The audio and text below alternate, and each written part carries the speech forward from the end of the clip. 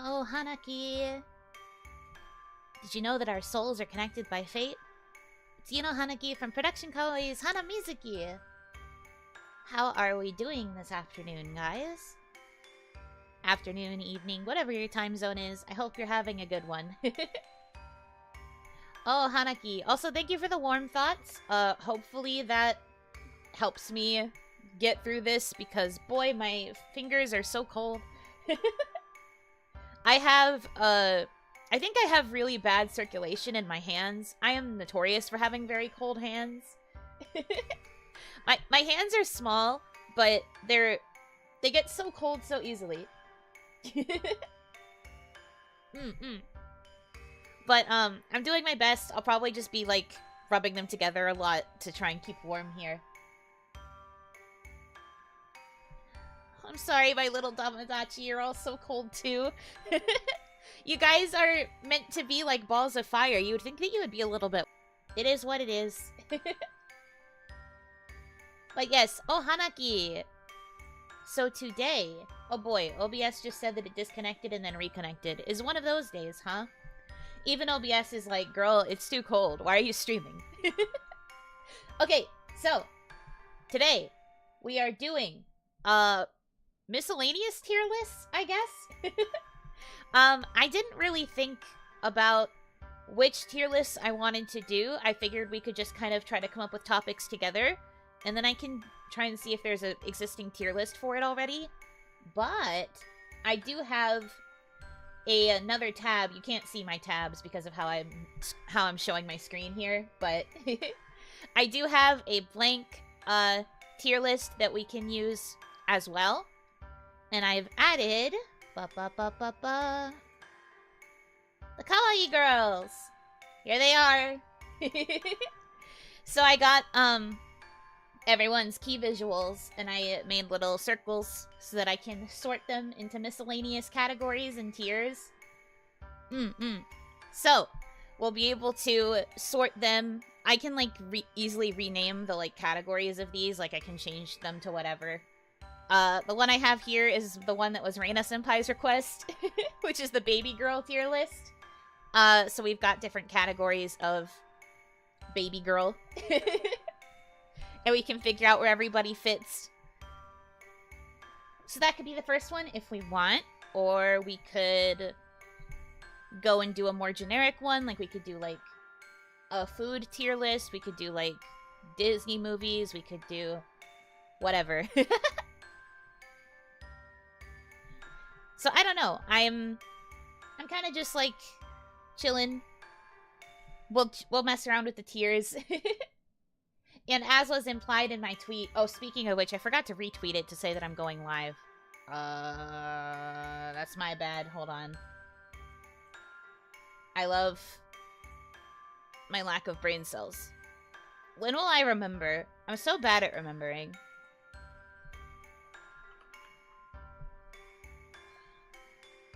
Minimalism. This very minimalist tweet. That's fine. Wonder if there's a hot foods tier list? There might be. Would probably have to look. I feel like that might be a likely option. Pull this back up. Okay. Just live. Or in some cases, it's me telling OBS to live. OBS, you have to pull through for me, bestie. I need to stream. So, Reina is a sopping wet baby beast. Okay, that was like just a joke to respond to Reina Senpai and Nami Senpai. You're right that she is a sopping wet baby beast, but baby girl beast? I don't know. Is there a Tales game tier list? There might be. We have the ability to search. You guys can't see the search bar. Again, it's how I crop this. Sorry, but let's see. Tales series. Most to least Tales. Tales of alt costumes. Tales of openings. Characters from Tales of Graces. Tales of series mothership titles. So that's probably the one we would pick. You could also rank protagonists. You could rank... A lot of them are for the opening songs.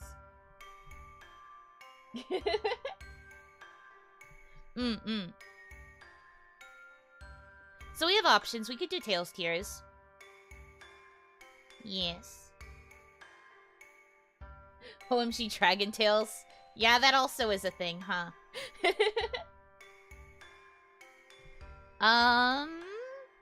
So how are we feeling? Do we want to start with, like, a Tails tier list? Are we going to start spicy? Or do we wanna do the Kawaii girls on the list of girl boss or baby failure and all of that stuff? Or do we want to do a different category entirely? The choice is yours.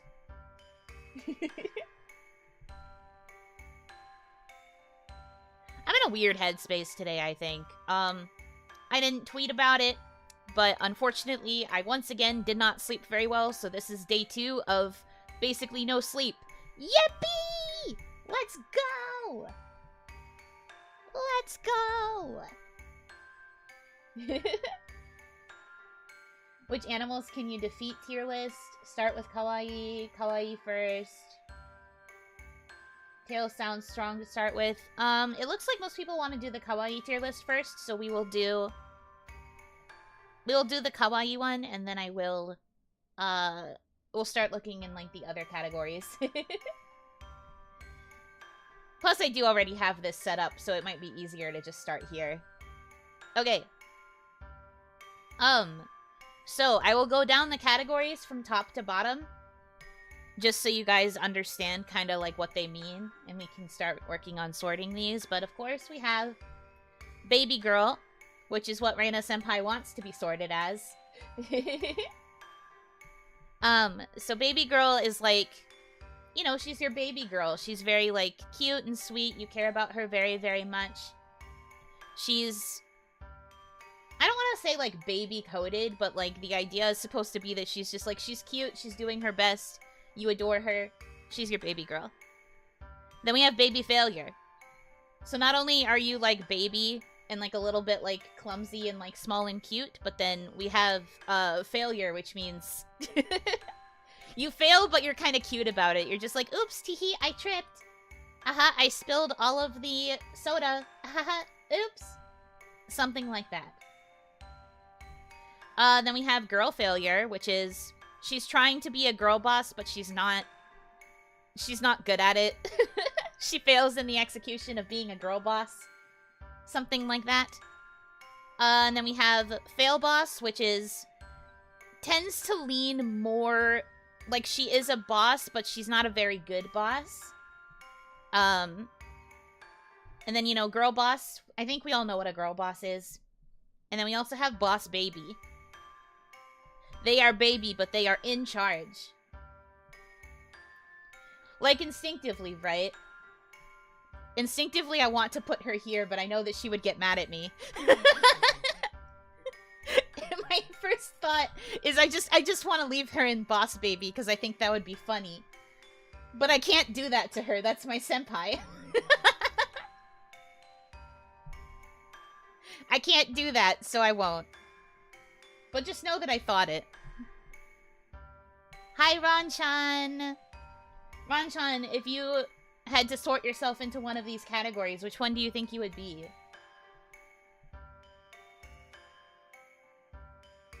My thought is, like... You're somewhere in here. You're either Girl Failure or you're Fail Boss. In the most loving way possible. There's something very Pon about you, and I feel like that means that you need to go into one of these. Girl Failure? Okay, bet. Understandable. Have a nice day. Look, we love a Girl Failure. It's okay. I'm glad... You know, it's nice to, like, embrace it. Heck yeah. We got one.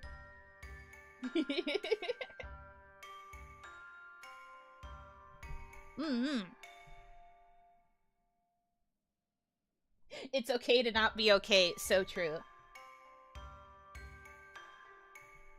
I'm guessing you're gonna self-tier yourself? I mean, as I have said, I am open to, persuasion. If you want to put a particular person in a particular tier, feel free to convince me. I take bribes. Feel free to convince me, and I will consider putting them in the tier that you want.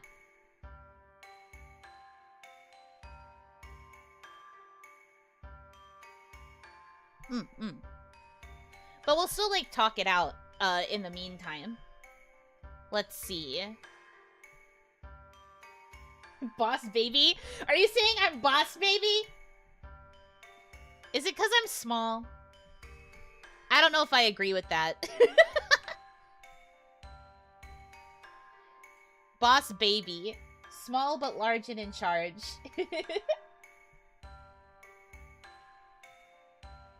Bribes like beans? I mean, I guess, technically. But also, like, not really. No, it's because you're the boss.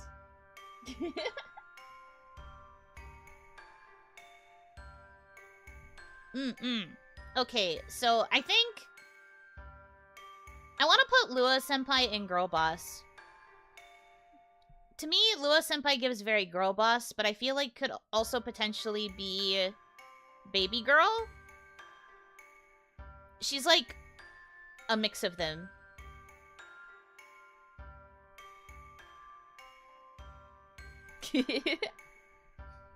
That's my thought anyway. Let's see.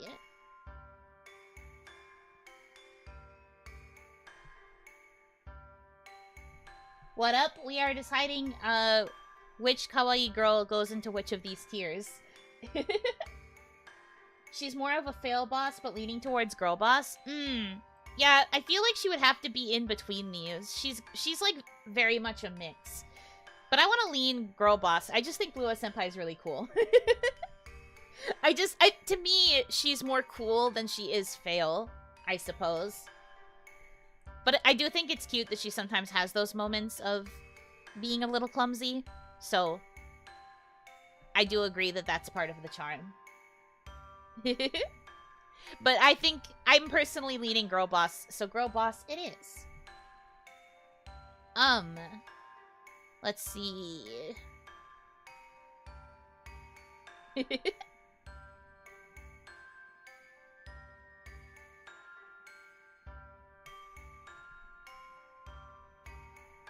I think Kaya is in fail boss. I was looking at it and I was like, do I want to say this? But I think fail boss. I think, okay, like, she is generally more boss than fail. But she also has a lot of moments of fail. But I do think she's generally a boss. Okay, see, Ranchan agrees with me. The minute Ranchan agrees with me, that means that I made the right choice. So there's nothing to argue about here. But no, I do think that she is generally pretty boss. But she also has so many moments of fail. So she needs to be fail boss. Oh yeah, no, she's a very hard worker. That's why I said she's more boss than she is fail. But she has enough moments of fail that it's fail boss. And there's, like, less girl or baby. That's my thought anyway. You know, starting off strong? I mean, that's the whole point of this.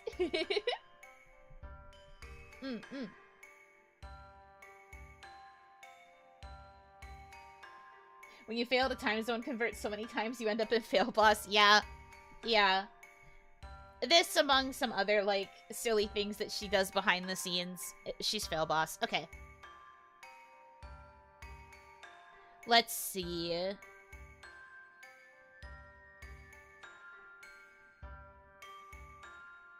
Also, if any of the senpai end up watching this stream to figure out where they were ranked on any particular tier list, I'm sorry. I promise, I have deep respect for all of you, but these are objective, definitively true rankings. Very true, very real. Nene is boss baby? How so? Because, I mean, I'm not against it, but... Nene Senpai has to be somewhere, like, boss, at the very least. She has, like, boss energy. But, like... I don't know about boss baby. Reina Senpai's a sopping wet beast. I know that! Alright, I get it. I understand what you guys are wanting.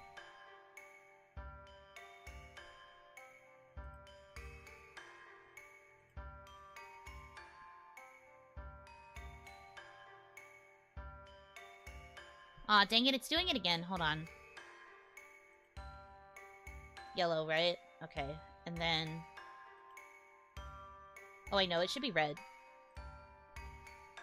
Baby girl should be red, and then this should be...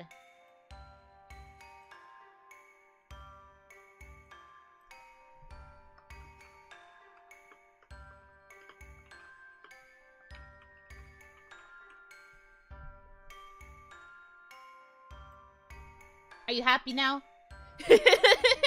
Do we like this? Are we good?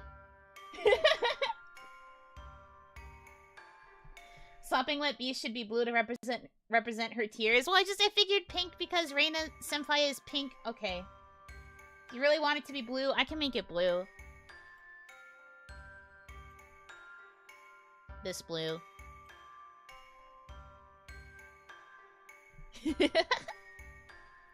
Heck yeah. So we have our sopping wet baby beast. That's so accurate for Reina Senpai. I mean, yeah. It combines the best of both worlds, you know?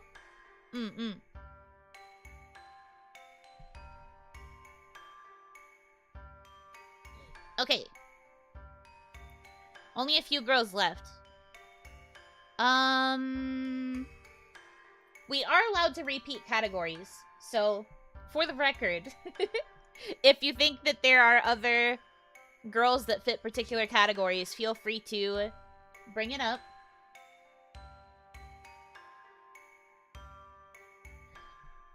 She Senpai is baby girl. You know what? I can see that.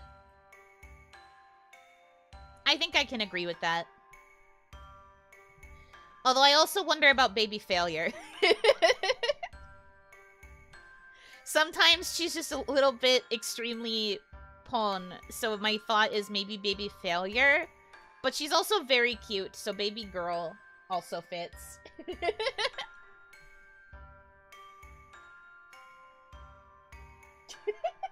I love how we have Nami is a girl boss and Nami is boss baby. So we agree that Nami Senpai is boss and needs to go somewhere here. I don't think she's fail boss. But is she girl boss or is she baby boss? That's the real question.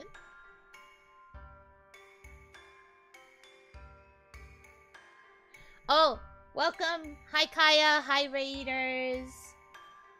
I heard you talking Nin. I'm not talking any Nin.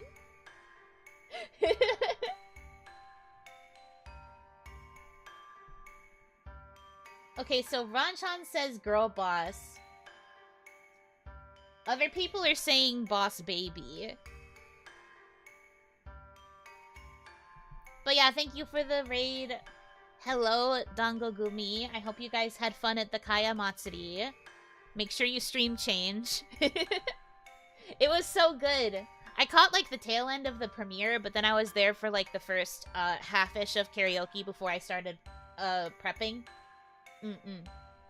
I'm literally boss baby, what the Nin. That is not true. You are fail boss. I'm not taking any arguments on this one. And then Ranchan is girl failure. Ranchan also thinks that I am boss baby. So technically I should apparently be here.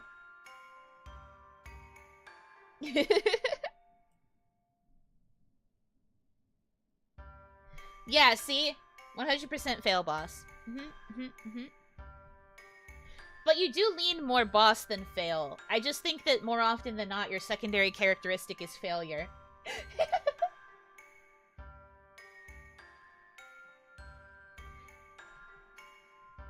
Boss baby failure is missing.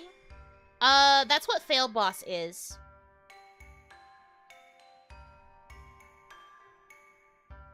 Yuno is hard to classify. I would agree. I mean, I, like, chronically don't know a lot of aspects of my own personality, so, like, me personally, I don't really... I don't know how to classify myself, either. Yeah, Kaya's a boss even when she's failing. Therefore, fail boss.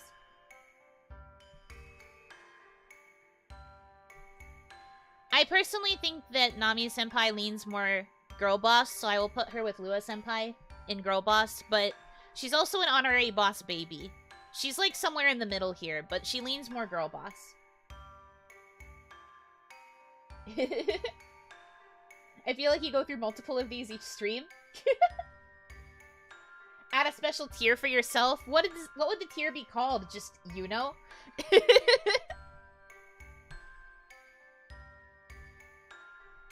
I don't know about that. But perhaps. I will accept that undefined. That's gonna be me in all of these tiers. When we start thinking about other lists that we can make for Kawaii, I'm just going to be undefined for all of them. That's the problem. Performing baby. Baby presenting. Baby passing, boss passing? I don't know. I have no idea. Okay. Charlotte-senpai will be boss baby. That's true. I could see boss baby for Charlotte-senpai. Someone else said baby failure. I don't really think Charlotte-senpai is failure. I don't think so anyway.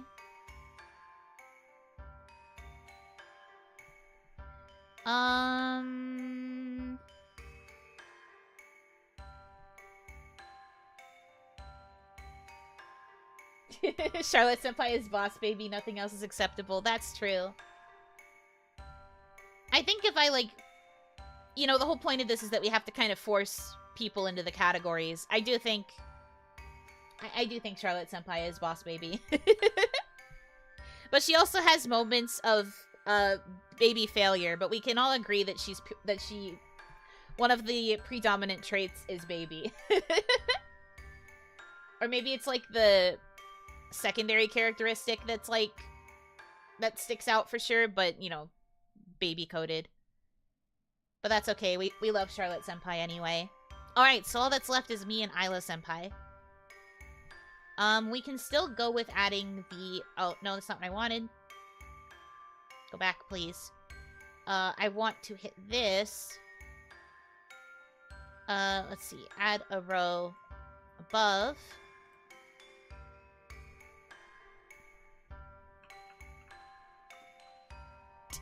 Me. I go up here. Because I don't know. I don't know if I fit into any of these. We are missing a baby failure. Are we going to say that Isla-senpai's baby failure? I don't know if that fits.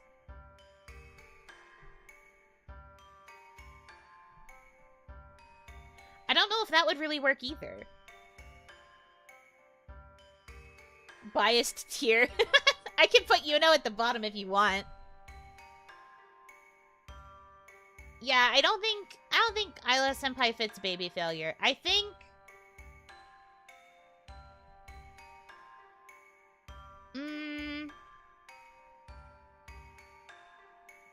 Honestly, with Isla-senpai, I'm kind of leaning girl failure. Isla-senpai with Shi-senpai, they are the most best together, so you think that they're both baby girl? I don't know if Isla-senpai is baby girl.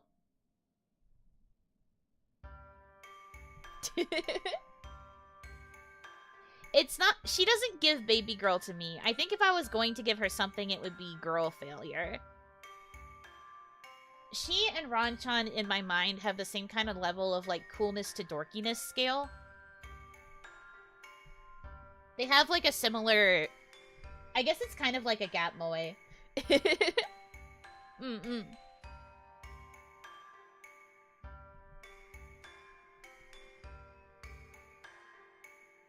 I think that's how I would sort it. Probably. How do we feel about this? Do we have any last-minute changes?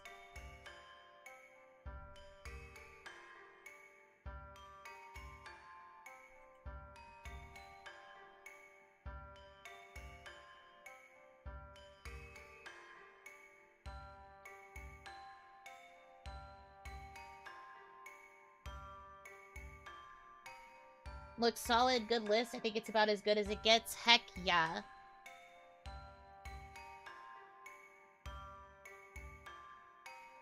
Okay, sounds good.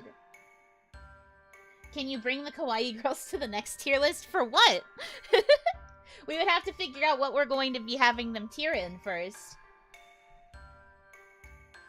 But I have the images, so if I'm able to, like, upload, on the tier list that I open, I suppose that I could add them. Although I think the problem with the website is that, if you want to use other people's tier lists, you usually can't, like, edit them or change the images. So I can't really bring them, but what we can do is if we find a tier list that we like, I can just copy the tiers over onto this. Like, I can reset this, and then I can just redo all the tiers to match it, and then we can sort the Kawaii girls on it. Does that sound okay? Best movie of 2023, Yuno. What movie? What movie is this?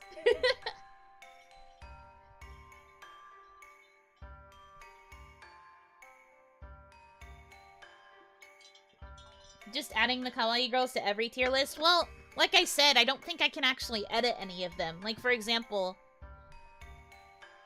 This is just for example purposes, okay? But, like, if I wanted to do characters from Tales of Graces, right? Oh, I can, actually. Never mind, I'm a liar. So I can add them to everything. Never mind. I lied, I guess. You know, it's my favorite Tales game.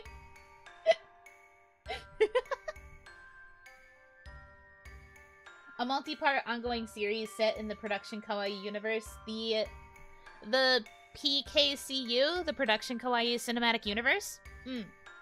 I see. Naruhodo.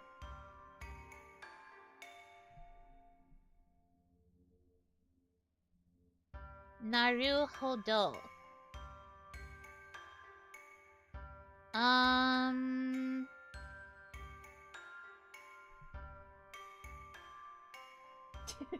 Yuno sounds like a horror movie that fails as a horror movie and becomes a slice of life comedy. So I'm camp horror.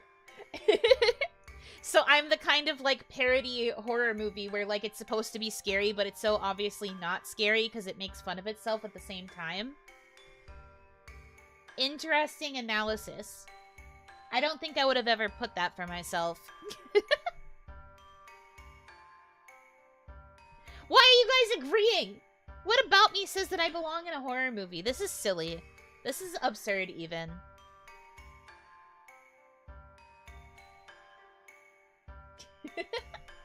Okay, let's do a Tales tier list to warm up. Does this one have the newest games? It doesn't look like it does. I might have to... I think I might have to specifically find a list that has... Tales of Series video games? Okay, this has a Rise. Okay.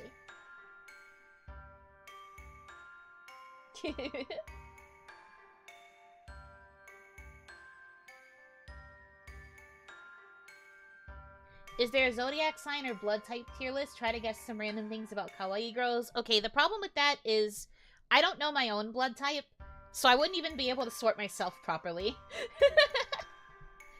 I know that, like, there are personality traits associated with the different blood types, but I don't know enough about them to be able to sort properly. Same with zodiacs. I'm not really that familiar with zodiac. personality traits either. I feel like I should be, but I'm not. I have a feeling there would definitely be some hot takes here. I mean, like I said, if you disagree with anything that I say, I can be convinced to change it. Tales of Hearts R should be in the lowest tier. I've never played it.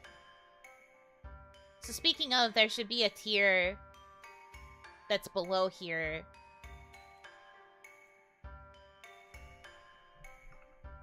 Not played. Because there are some that I've never played. Like ones that were never properly localized or like not localized on things that I play on. By convinced you mean bribed? Yeah? I mean, I'll take bribes. I never said I was against it. Let me change the color on this. It should be a neutral color. Because I've never played it, so I don't know. Which Kawaii girl is the best Tales game? I guess it would technically have to be Nami-senpai, because Nami-senpai actually comes from an RPG. She's technically the best one. Also, I think that Nami-senpai would actually have attack spells alongside her healing spells. Unlike how we had to wait for Rin to learn Photon for, like, how many play sessions?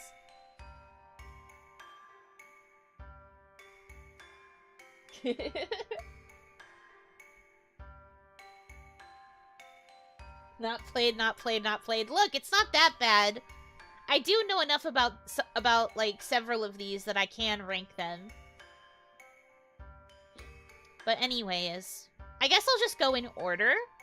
So, Tales of the Abyss for the PS2 B tier. It's good, but it's not remarkable. I'm trying to avoid spoilers because, as I have said, if any of the games that I've never played get PC releases, I will probably try to stream them at some point in my career. But for now, I'm going to avoid talking too much about their plots because... Tales of Symphonia 2, best game? Ranchan.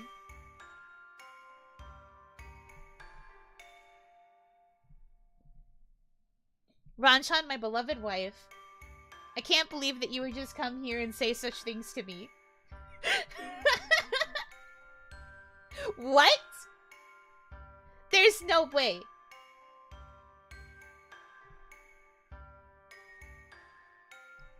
How?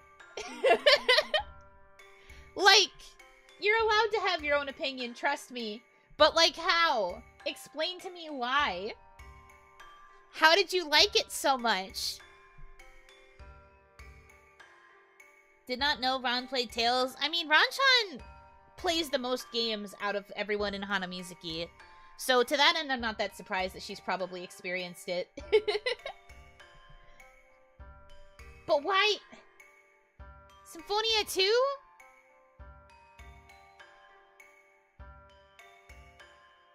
It came out on the Wii! You can't tell me that a game on the Nintendo Wii is S tier.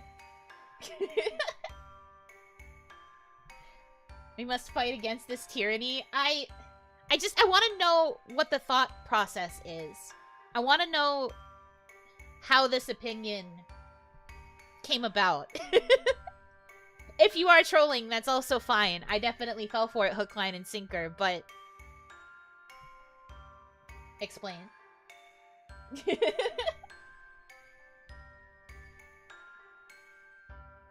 Twilight Princess came out on Wii. I don't really play Zelda.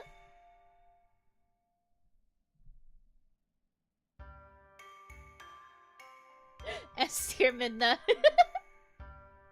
I'm sorry, man. I don't really play Zelda games.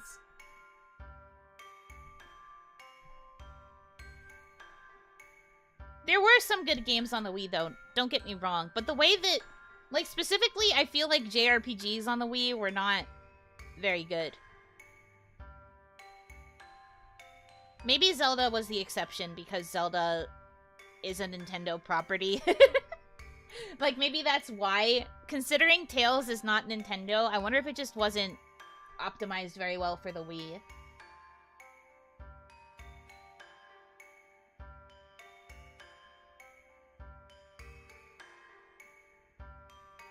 Logical conclusion is that GameCube was S tier too. Well, yeah, GameCube was definitely S tier. I would agree with that. I did quite like the GameCube. GameCube, good. Xenoblade was on the Wii, but that was going towards the end of the Wii's life cycle. Oh, I see. Yeah, again, I've never played Xenoblade, but I heard a lot of people like it. Sorry, Xenoblade? Is it Xenoblade? GameCube is SS tier, it has a handle. You know what, that's fair. GameCube was a pretty good console. It was the first console I ever personally owned, so it does have a very special place in my heart. Okay, let me actually try and work on this list a little bit.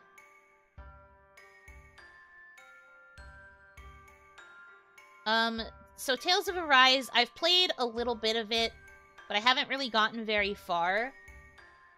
My current experience, I think I would also put it in, like...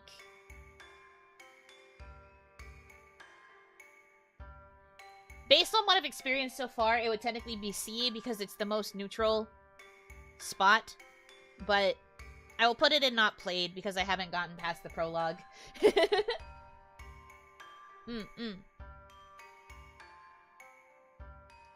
Burst, Tales of Berseria, I've also not played it. So it must go in the not played category. Tales of Destiny 2?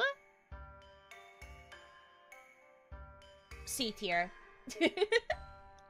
It's okay. I'm not really a big fan of video games that are, like, about the previous main character's child. Like Naruto and Boruto, for example. I prefer Naruto. I don't really like that the whole point of Boruto was to focus on, like, the love children. Like, I think that's kind of lazy. I feel like if you're going to have a sequel to a game, you should just make a new cast of characters. That's my opinion, at least. And, like, I think that Kyle and Rayala as characters were also just kind of mid. Rayala's cute, but she didn't, like, charm me in any particular way. So, I don't know. I think that there are ways to do sequels that aren't just, let's follow the main character's child. The plot was also just, like, really convoluted and kind of silly, so I didn't like it. Anyway. So there's two different listings for Tales of Destiny here. For those of you that are not aware, this is the original Tales of Destiny with the original character Stan. And then we have Tales of Destiny Leon side. I talked about this before when I info dumped about the Tales character popularity rankings, but because Leon was so popular, they decided to release a version of Tales of Destiny that told Leon's entire side of the story. So it was more about, like, the things that Leon was getting up to when he wasn't with the main party, and it was meant to, like, give you a bit more insight into why he does some of the things he does in the original Destiny. So...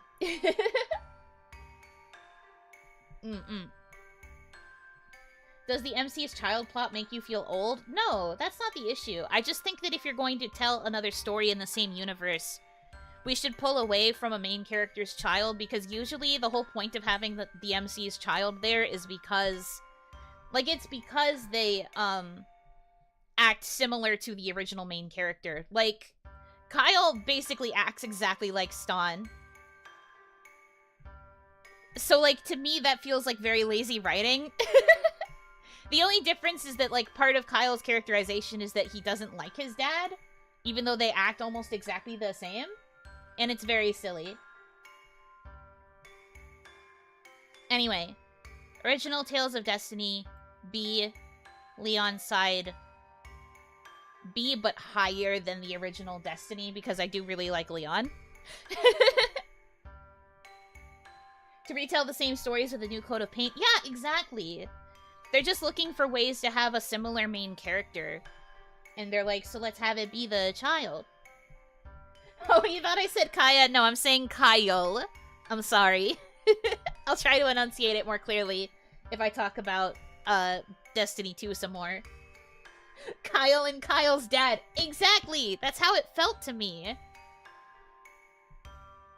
I don't know. It just felt kind of weird. Kind of lame.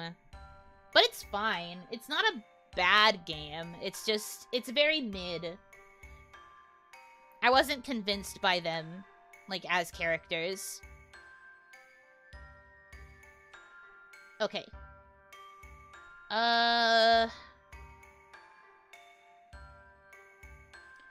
This is wrongly called Tales of Destiny. I believe this is actually Tales of Eternia. Maybe it was called Tales of Destiny in JP, and that's why it says it, but this is actually Eternia, to not be confused with the games I just ranked. I can't wait for you to play Berseria and Arise. I'm excited to play them too. I've said it before though, but I'm probably going to take a break from JRPGs once I finish Symphonia. Just so I can kind of focus on like shorter games and like other types of video game experiences. But I do want to get to them eventually, and I do have permissions. I just gotta like, I want to be able to space it out. So Eternia. I wish I could remember more about the story. All I remember is that I liked Reed as a protagonist. I thought he was pretty cute, but it's the same, like, a lot of early Tales games, I guess kind of before we started getting to, like, Abyss. Or no, I would say, like, Legendia, Abyss, like, this kind of, like, era of Tales games. A lot of it was country boy goes on adventure. There's something about, like, Tales games with, like, country boy from small town gets, roped into Chosen's journey with, like, the heroine who's, like, the chosen one in some capacity or another, and then has to go on a journey, and it's, like, world building or whatever. So many of the, like, early Tales games protagonists were, like, country bumpkin types. Reed is an example of this. San and Kyle are also both examples of this, and then we also have Lloyd, obviously, from Symphonia, who's another example of this. There's so many just, like, country bumpkin archetypes. Which can be an interesting character, for sure, but they get a little bit repetitive, in my opinion. But then, like, with later games, they started having more, like, characters from nobility and things like that kind of being featured more often. Which I liked better. What's happening? I am ranking Tales games. That is what is happening right now. Yuno hates country bumpkins. Guys, I like country music. This isn't me complaining about the existence of a country bumpkin. What I'm complaining about is that it feels like they were telling the same kind of, like, hero's journey by having the same archetypes. That said, Tales of Graces is, like, one example where they finally did deviate from that. Because Asbel is a noble. Pretty much the entirety of the main party are, like, nobles or, like, nobility adjacent. So it's very, like... I don't want to say it's, like, a Regency story, but... They do, like, really, They have a lot of focus on, like, royal politics and, like... dynamics between people and royalty.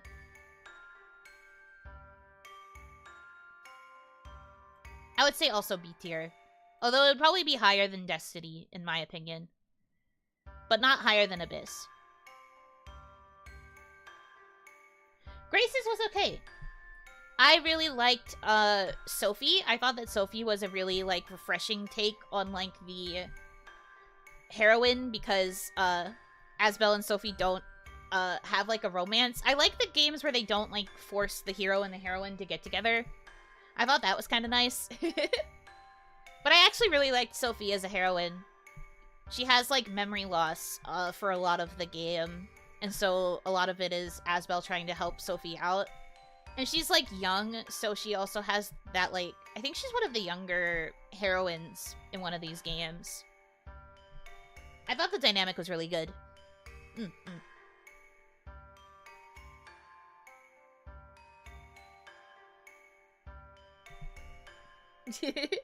Yeah, I realize that right now I am talking about Tales games to avoid of people who might not have ever really played Tales games. And that's just how it be sometimes. But I'm very passionate, okay? Please understand. Alright, Tales of... This is Hearts, right? Yeah, I'm pretty sure this is Hearts, because this is Innocence. Tales of Hearts. Never played it. Heard about it. Heard mixed things about it. Never played it.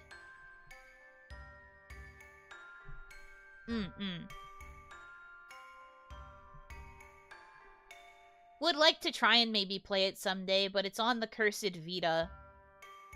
I'm still waiting for PC releases for like almost all of these games. Tales of Innocence and then Tales of Innocence R. This was another instance of version of game and then version of game but better. I forgot to say too, but they have Tales of Graces F as like the definitive Tales of Graces, but there was a version of Tales of Graces that came out for the Wii, and it was very bad. Like, I was kind of joking about Dawn of the New World being bad, because at least it played okay, like, on the Wii. But, like, Tales of Graces Wii was literally just, like, the beta version of Tales of Graces F. And I think they did straight up say that they just kind of released a beta version of the game, and then when they released Tales of Graces F for the PS3, it was the more finished version, and had a more complete story. And it makes me so mad. I hate when they do that kind of thing, but anyway. So, interestingly, they only have Tales of Graces F on this list. Which I guess is because they confirmed that the version that came out for the Wii was just the beta test, basically. But it's interesting that they have both versions of Tales of Innocence here. Not that it matters, because I played neither of them. Smile. Okay, alright. Okay, alright. This is going to be where you guys look at me and are like, okay, Yuno is insane. Alright? But hear me out. Tales of Legendia, S tier. Tales of Legendia, incredible. Tales of Legendia, good. Tales of Legendia, complete game. Tales of Legendia, peak.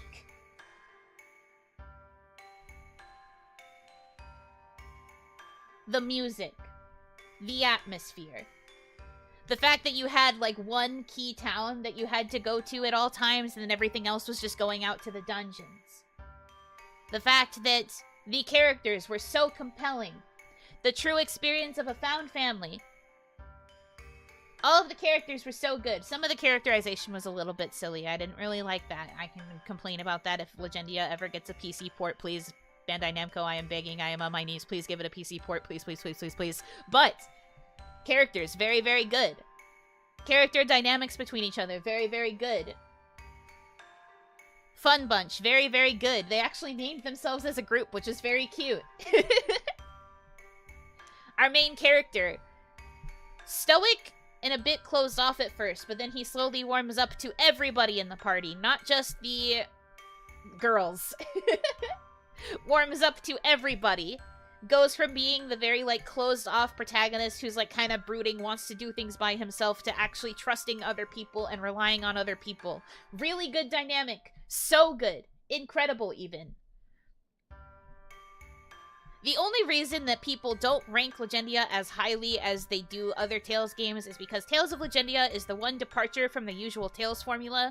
They didn't really do the linear motion battle system concept. It was more just, like, straight line. it wasn't like free roam either, so it was all kind of like side-scrolly, but only during the battles. The battle system was very different compared to what people were used to with most of the more recent Tales games that came out around the same time, and therefore a lot of people didn't really like it, but I think that it was refreshing. I think that the characters and the storytelling make it worth it. I think that the English dub was very cheesy in the best possible way. The only thing that I didn't like was that a lot of the post-game content, which there was such a huge amount of post-game content, you had like the main story, but then you had so much afterwards, so that you could still like keep playing the game even though you technically beat the main storyline. That was so cool.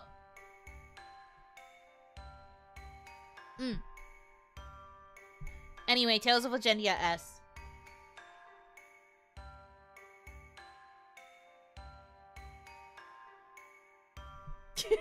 I think she likes the game. Really? I don't know if you could tell. I really do like it. This is one game that I hope I really want this one to get a PC port, or just like a remaster. If you want to give it a remake too, that would also be great. I would love to see the character models with like full body models, because one of the other things about Tales of Legendia is it takes its cue from Symphonia with making all the characters be kind of blobby. They're like semi-chibi. But like Tales of Legendia I think is a bit worse because they're like always semi-chibi. They're like very Blorbo. They're very Blorbo coded. But I would love to see a remake where they have like full body models.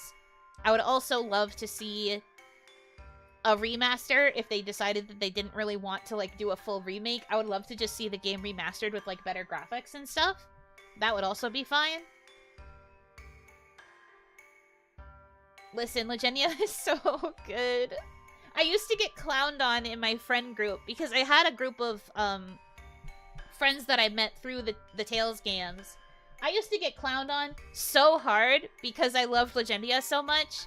It was like a running joke, like, oh, don't talk shit about Legendia around Yuno because Yuno will get really mad at you, and they would purposefully do it to make me mad.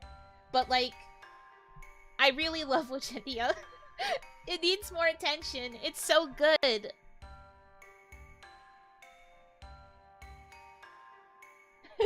Blorbo is now a word I need in my life. You're welcome. They're very blorby, but they're so good. But no, the music in Legendia is also just incredibly good. It fits every dungeon, every atmosphere so well. Also, they have, like, a group of, I guess they're kind of like enemies, but not really. But there's, like, this group called the Bantam Bouncers.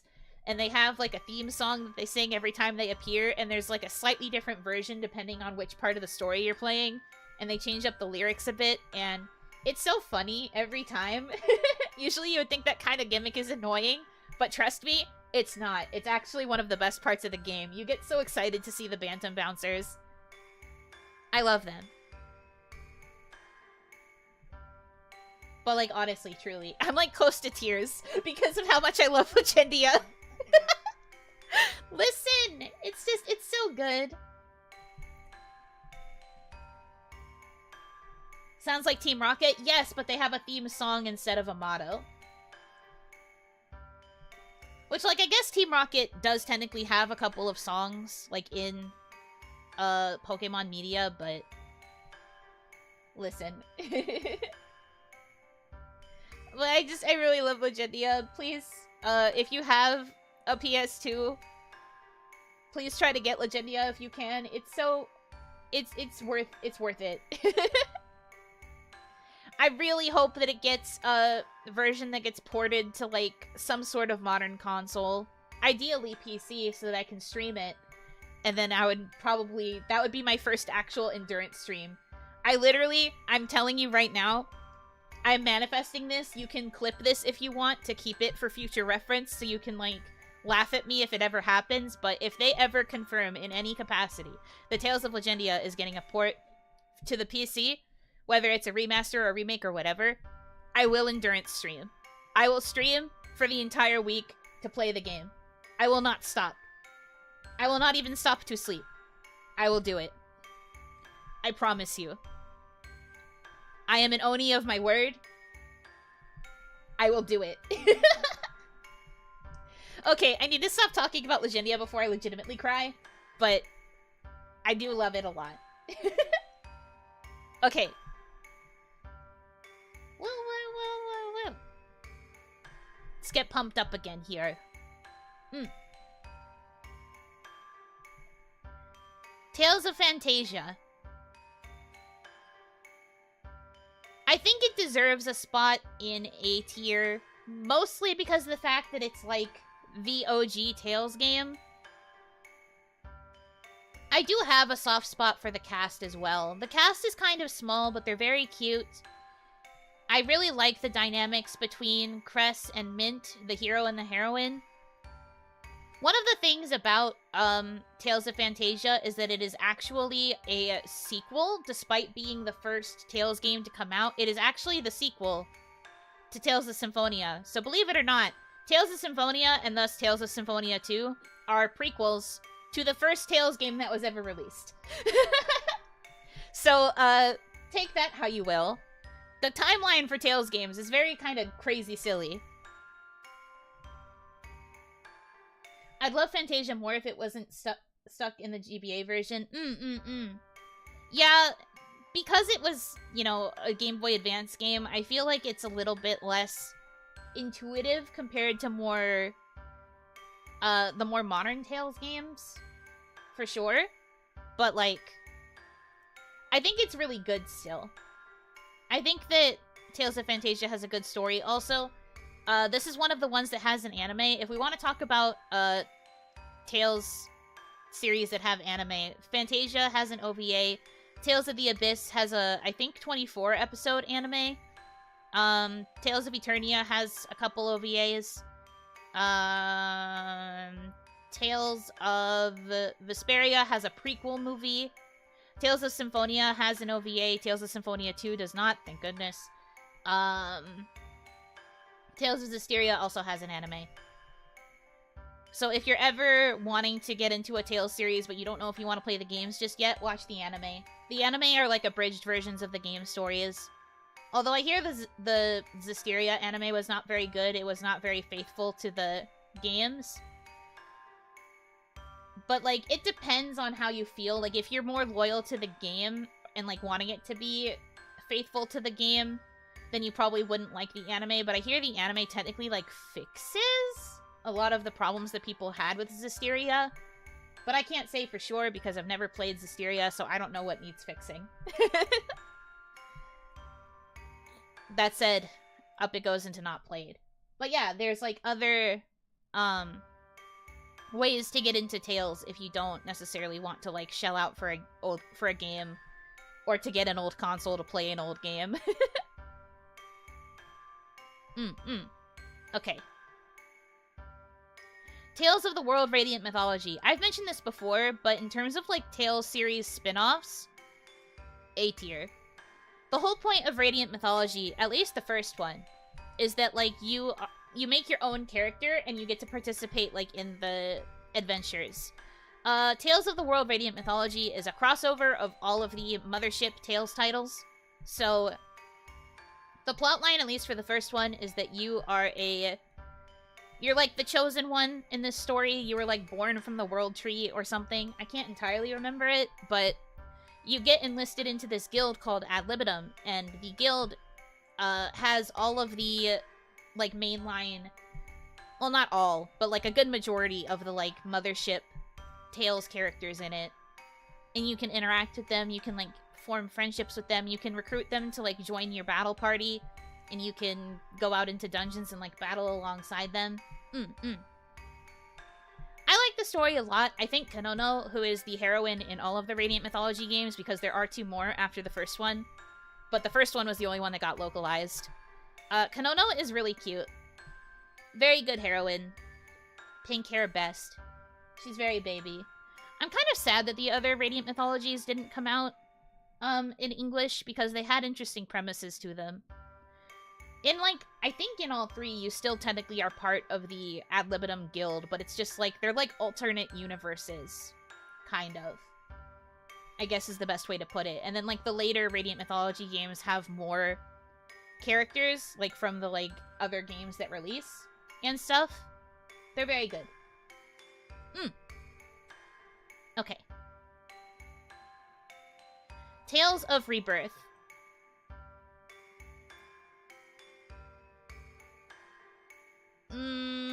I'm torn between B and C for this one.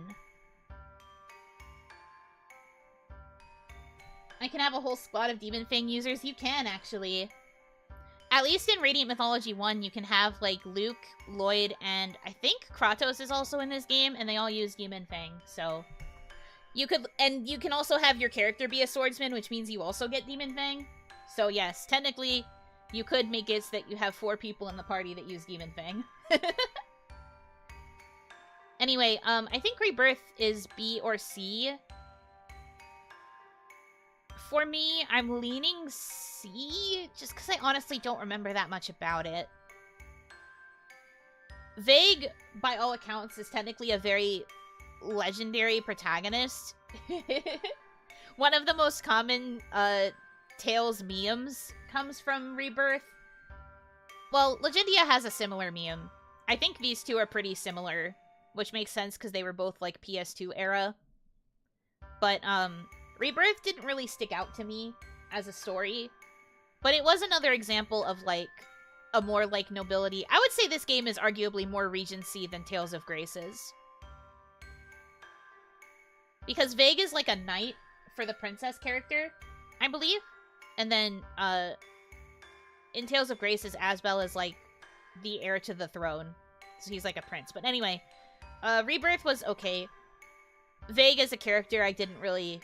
I didn't care about him too much, and unfortunately, because Rebirth doesn't really get a lot of attention, he has also just been reduced to his one meme. What kind of memes? Like Final Fantasy memes? I don't know, because I don't play Final Fantasy. But, I guess I could just say it, because I don't know if Rebirth is ever going to get any attention. But there's, like, a pivotal moment where he thinks that the heroine Claire has died, and so he has this moment where he just screams her name, like he just goes Claire. But this isn't like the Japanese version, so it's like Kureya, and he's like screaming for a very long time, and he gets memed with that all of the time now. If he appears in any of the Tales festivals or the crossover skits, he always yells for Claire. Or he yells for one of the other characters. Like, if he thinks that a character died for some reason or another, he yells their name the same way that he yelled Claire in the original game. And then similarly, we have a moment with our main character, Senel, in Tales of Legendia, where he goes, Stella! So we have 2 main characters that, like, have dramatic yells.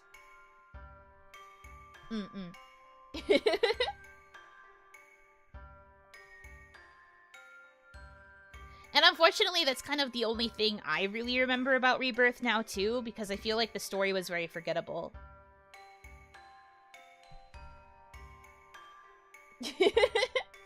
I like how you guys are just bringing up other examples of people yelling character names. But yeah, that's kind of all that Vague is really known for. I think a lot of the other characters in Rebirth were not very memorable either, unfortunately, which makes me kind of sad.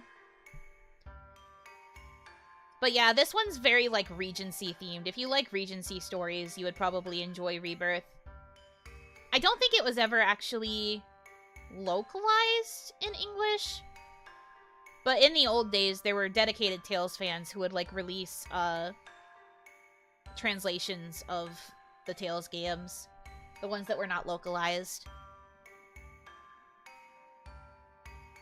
Okay. Tales of Symphonia. For some reason, Dawn of the New World shows up first, but I'm going to rank Symphonia first, but I think we all know the answer. S tier! I actually do think I like it a little bit less than Legendia, despite Symphonia being my first. I know that sounds like slanderous, considering how often I preach about how good Symphonia is, but Symphonia, like, it's definitely, like, my foundation for loving JRPGs, but I think I have a bigger soft spot for Legendia as an overall story and cast.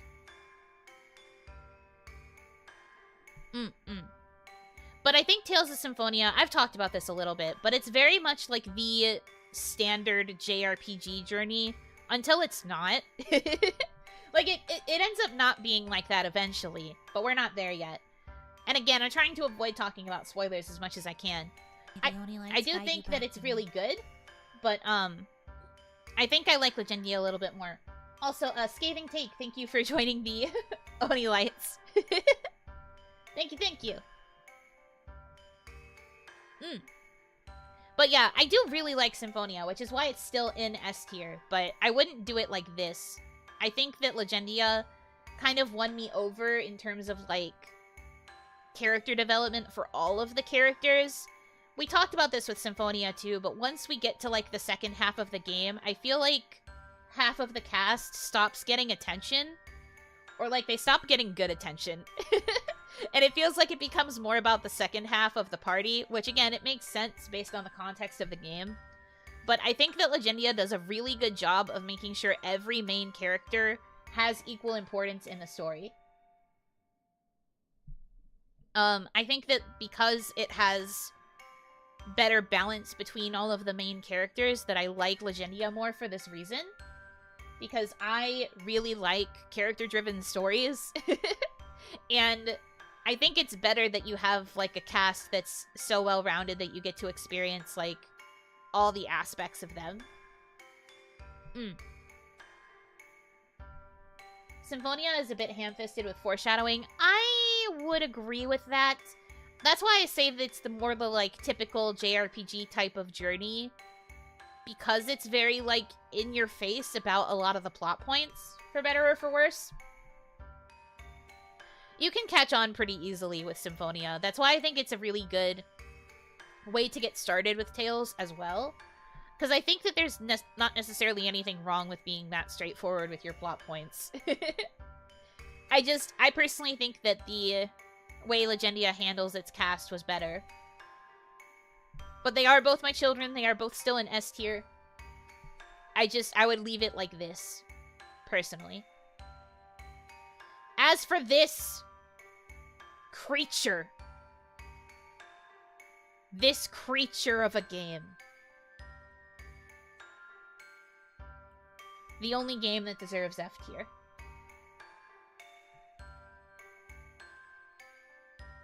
I desperately wish I could elaborate, but I can't because it's the sequel to the game that we are currently playing in streams. But I will at least briefly say, I talked about it a little bit when I got to Palma Costa in my playthrough, so I guess I'll briefly explain. But this creature of a video game is a sequel to the original Tales of Symphonia, and it does feature the original Symphonia characters, but the complete lack of remembrance for what the original story was about, like, all of the original characters, like, they're all of the OG characters from Symphonia were flanderized, to put it lightly. They were, like, either reduced to their basic core character traits, or, like, basic meme traits, or they were just not treated with respect at all. And I get it, right? Like, the whole point is that Emil has a vendetta because he thinks a certain way about a particular event that happens in the game, so he has a personal interpretation of events. And I get why we see this, like, flanderization of the characters, but I refuse to believe that the way that this game portrays, particularly Lloyd, I think Lloyd got it the worst, but I think that the way it portrays the old cast is not faithful to their character journeys in Symphonia. I think that the original characters for Dawn of the New World are actually quite good. I think that Emil has an interesting character arc to him. A bit confusing, but I do like it. I think that Marta as a character is... She's a character. Honestly, I don't really like Marta. I think that she also kind of gets, like, somehow she gets flanderized within 10 minutes of the game, which is crazy, but it be like that, I guess, when you are a girl. I think that and these are the only two main party members that we get that are not the original Symphonia characters, right? So we spend a lot of time with these two, and, like, their mascot character. But, like, we spend a lot of time with these two, and while I liked Emil to an extent, I could not get attached to Marta. Although I did really like her playstyle. There's, like, other original characters, like some of the enemies are original characters as well. They are also written splendidly, but I think that if this game was not a Symphonia sequel, it would have done a lot better as a game. I think the fact that they decided to make it a Symphonia sequel and then they did what they did to the original Symphonia characters was a really big disservice, especially because Symphonia is one of the most popular Western releases. They, like, really slam dunked it into the trash can with this one. Just personally. But that's because I'm very invested in the original Symphonia. I think if I wasn't so invested, I would probably put it in D. But because I care so much about Symphonia, it goes in F. But, like, if I was to be more objective, like, if I was to take out my personal adoration of the OG Symphonia, it would probably be D. But because I have too much attachment to the OG Symphonia, with it being my first game and everything, F.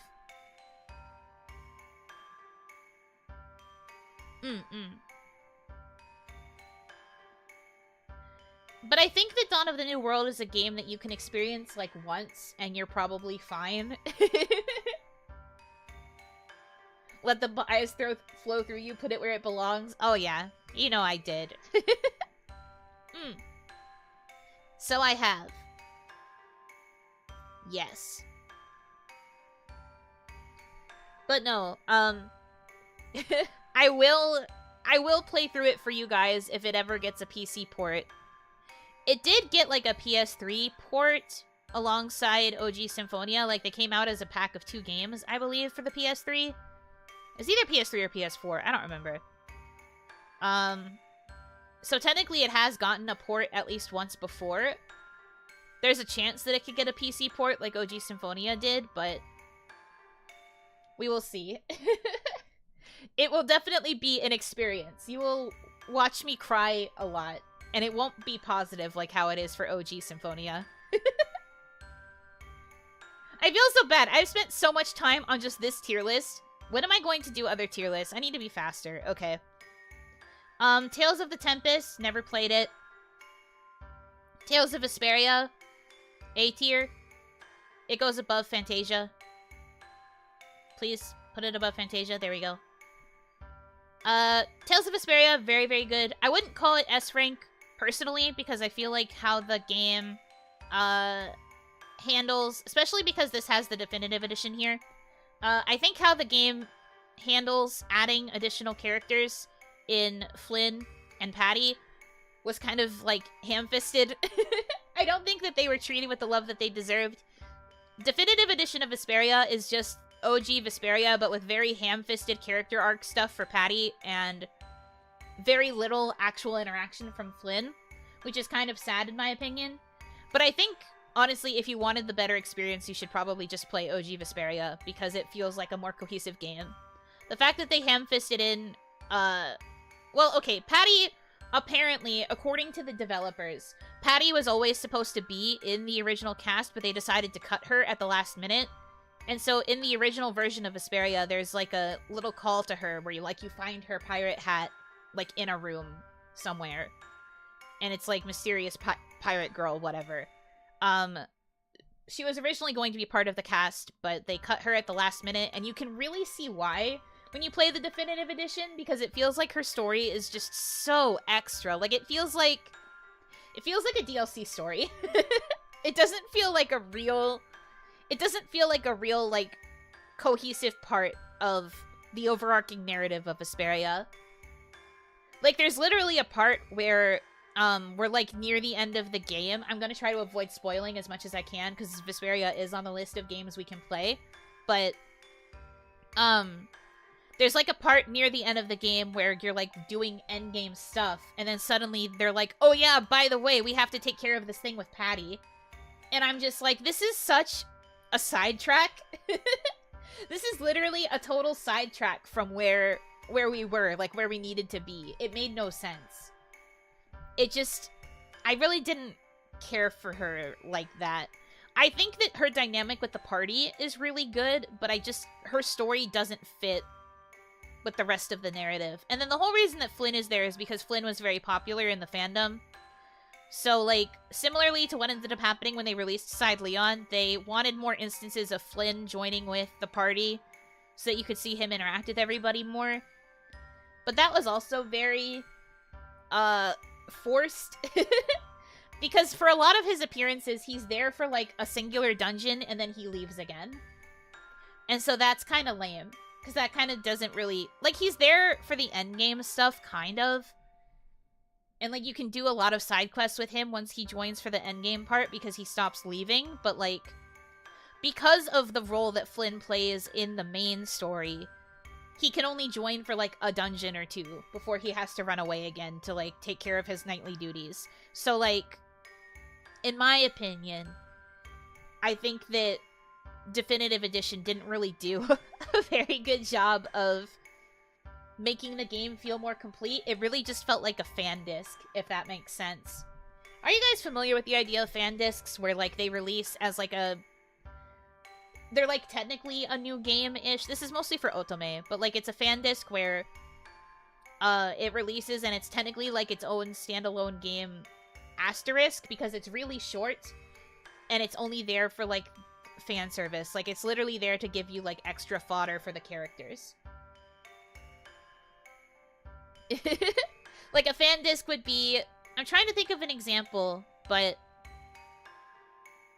I guess I'll talk about it, like, with Symphonia. Imagine... Because Symphonia did actually have fan discs, actually. So, one of the Tales of Symphonia fan discs was focused on... like, really, really, really early history. Avoiding spoilers as best as I can. But it was, like, really, far back history, basically. The whole reason that it existed was to be, like, it was, like, a separate, kind of like a visual novel-style game.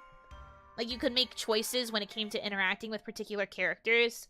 You play as, one of the characters from the main Symphonia party. I won't say who.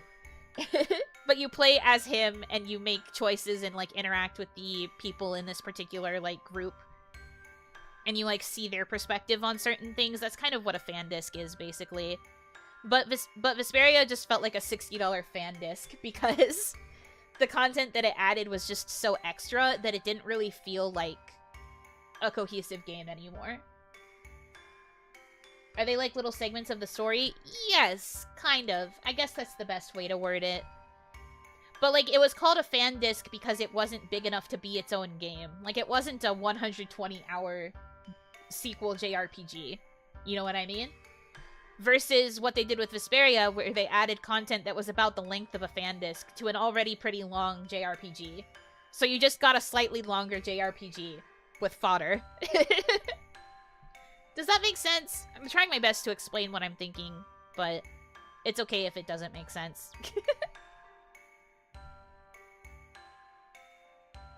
I'm doing my best here.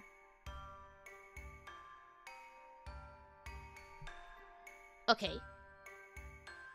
Let's move on. I only have 2 games left, and this is gonna be pretty easy. So, Tales of Xillia. I would say this also goes above Fantasia in A tier, but I'm also kind of tempted to give it the low S.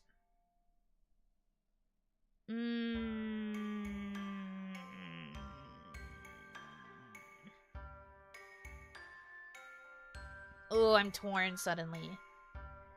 Because something I really liked about Xillia besides the fact that I'm gonna leave it in low S for now, and I'm gonna think about it. I'm gonna talk it out, and then I'm sure once I talk it out, I'll figure out where it's going to go. One of the cool things about Tales of Xillia is that it was the first Tales game to have a female protagonist, and it toted that like constantly. The fact that there were 2 protagonists, and you could choose which protagonist that you followed when you played the game. People were so excited that there was finally a female lead in a Tales game, because previously, every other Tales game, every other game on this list, every other game, including the sequel to Tales of Xillia, almost every other game besides Velvet, every other game, male protag. And it was advertised like crazy that you could choose the female path. And then I vividly remember when we started the game, it let you choose between Jude and Mila, and then it told you that you should save Mila for your second playthrough because a lot of her story won't make sense unless you play the base game. So they literally said, oh, female protagonist, you could choose to play a female character for the first time in Tales series history. Wow, isn't that amazing? And then you open the game and they're like, but she would be spoilers. So you should probably play through the game with Jude first, so that when you play Mila's story, you get more context. She's supposed to be the context! You have been advertising her with the same level of importance as Jude! In what world does that make sense? So it was completely false advertising. And that was terrible. I hated that. That made me so mad. One of the other interesting things about Xillia 2... Xillia as well, I should say, so that you guys don't think I'm talking about Xillia 2.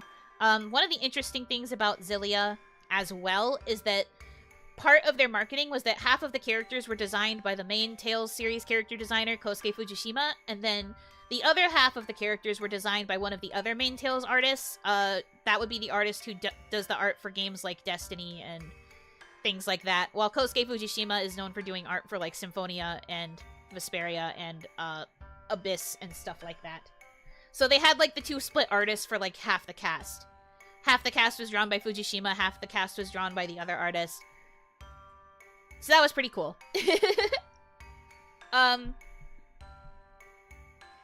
But like, Xillia as a story, right? Jude is probably my favorite protagonist of the Tales games. I know there's like a Tales protagonist tier list that we could technically do too if we wanted me to do more Tales. I don't know if you guys want to see me get like that. I'm already getting pretty messy just with this. But like, I really liked Jude as a protagonist. I thought that he was very interesting. I really liked his character. I don't really like what they did with his character later on, because they really try to push for Jude to have this relationship with Mila that I don't think makes sense, personally. But that's getting more into just, like, shipping, and shipping is not really relevant to the game story, but I don't like how when Jude starts developing feelings for Mila, his whole character becomes about her in some capacity. So that's the part I didn't like, but everything else about Jude is really, really good. And he very much endeared me as a protagonist for that reason. I think the rest of the party is also, like, pretty solid. It's a much smaller party compared to, some of these older Tales games. Usually a Tales game will have 8 characters to a party. I think this game only has, like, 6. So I liked that it was a very small group.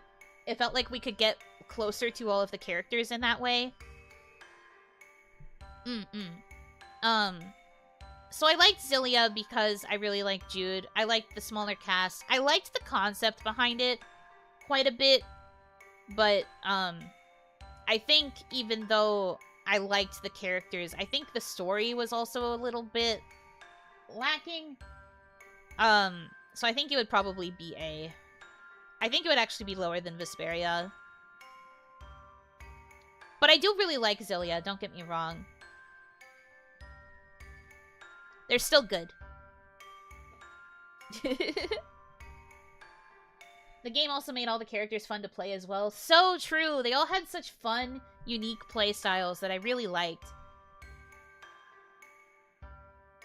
Xillia 1 and 2 is currently only on the PlayStation system. Yeah, this is another one that I really wish would get a PC port. Or like a port to a different console so that it's easier for me to play. Honestly, if any of these games that only exist on one console right now ever get remastered or ported to the PC or the Switch, it's so over. I'm gonna go crazy. Okay. And then last but not least, Xillia 2. So Xillia 2 is what I personally think that sequels should be, because Ludger is not related to anybody in the main cast. And that's really refreshing, considering I was scared that it was going to be like Destiny 2. However, there's a very annoying mechanic that they introduced in this game that I hated. And that's why... That's why it's high D.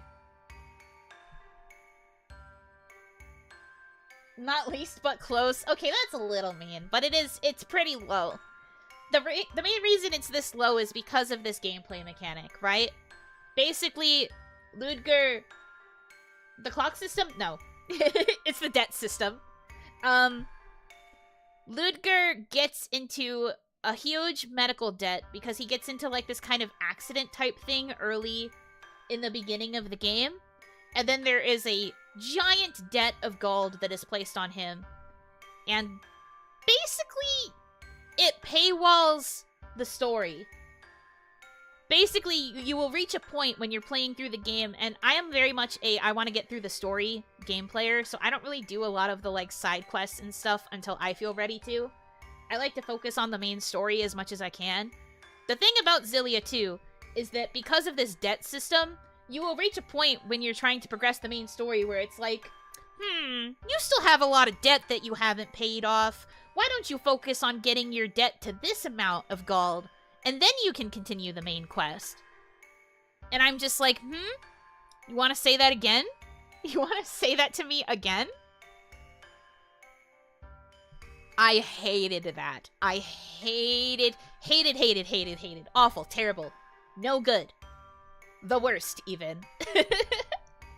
But I actually quite liked the concept of the story. Xillia 2 focuses a lot on, like, the multiverse theory.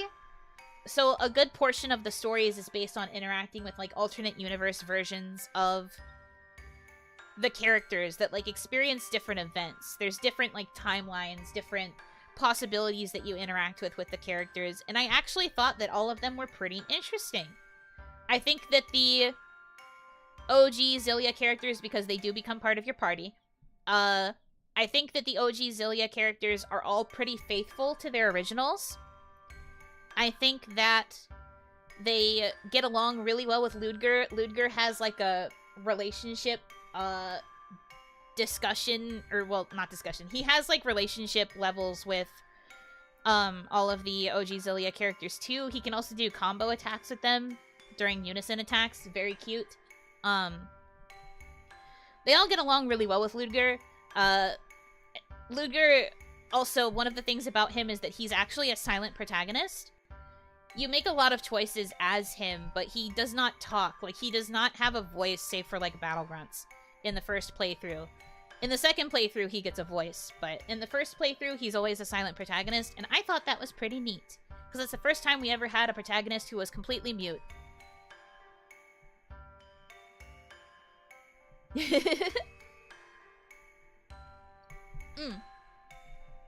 But no, I actually liked Xillia 2 in, like, every other way besides the debt system. The debt system just drove me too crazy. So because of that, like, why would you introduce something like that? It was an in-game paywall. But I liked everything else about it. But that paywall was just so annoying that it has to be indie.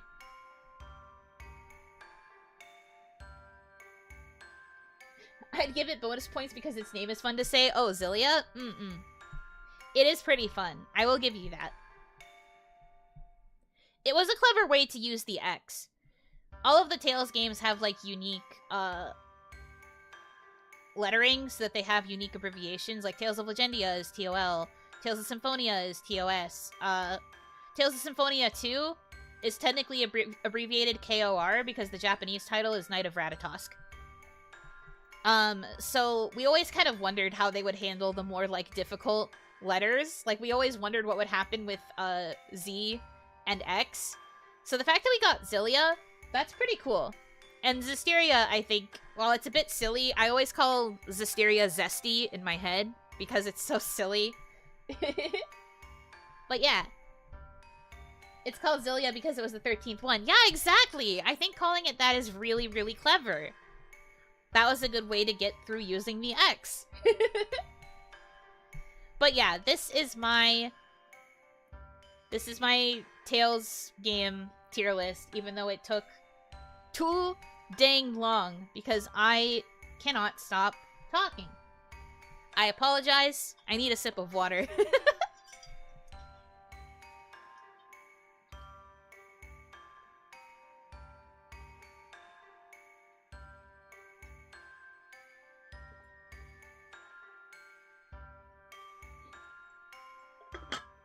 That took an hour. Shut up!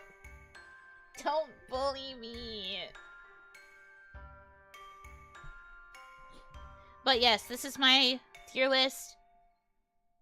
The only way this would ever get changed was if you guys tried to bribe me. But even then, I feel pretty set in my own opinions.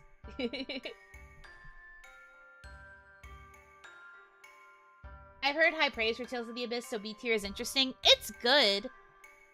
To me, it just wasn't a major standout.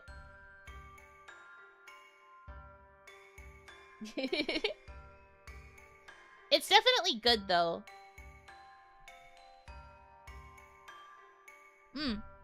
Okay.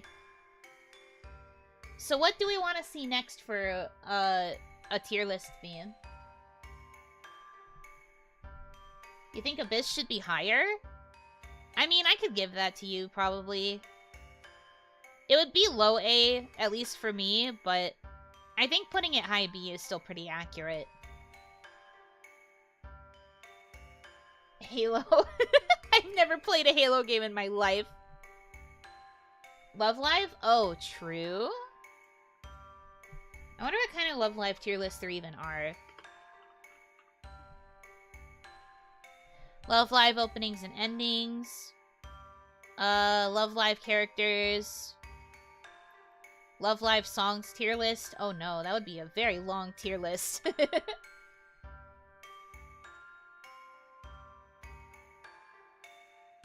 I accept your wrong opinion. You guys are so mean to me. The whole point of this is that I'm allowing you to bribe me to change my opinion.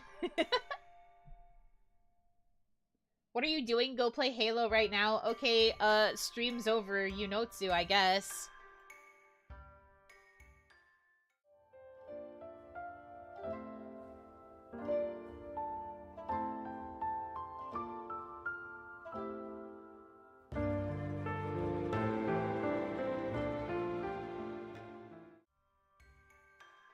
But could you imagine? No, that's never going to happen. Don't worry. Don't worry. I'm not actually going. But also, you're right. If I was going to do the song tier list, because, like, it says ultimate, right? Oh, yeah. Oh, jeez. Oh, wow. Oh, wow. We would be here for 89 years at best. Oh dear. Oh gosh. Oh jeez. Oh man. Also, it has like a lot of like crazy detailed tiers for the list. 3-part stream. No, I've said before, I kind of want to do tier list, Love Live tier lists with, Isla Senpai and Charlotte Senpai and, Kaya. I think that the 4 of us would have pretty wild Love Live takes. We would have to save this for that.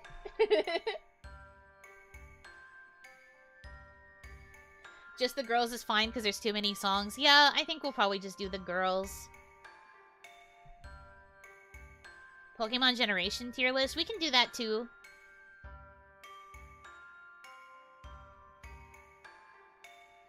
IDK. Fair. That's gonna be all of, Liella, probably.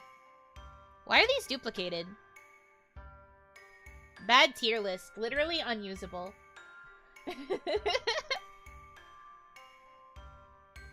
We'll ignore the duplicates, I guess. Okay, so that said, I don't know who these girls are. I've never seen them before in my life. I will put these ones also there because while I have watched a bit of Superstar to kind of know who they are, I don't know them enough to be able to have an actual educated opinion. So for now, all of Liella go down here. They are fine. But, I need to actually, like, learn about them before I can put them in a tier list, okay? Okay. So this tier list has triple S tier, which I'm guessing is for best girls, and then we have S, A. I don't know what this is.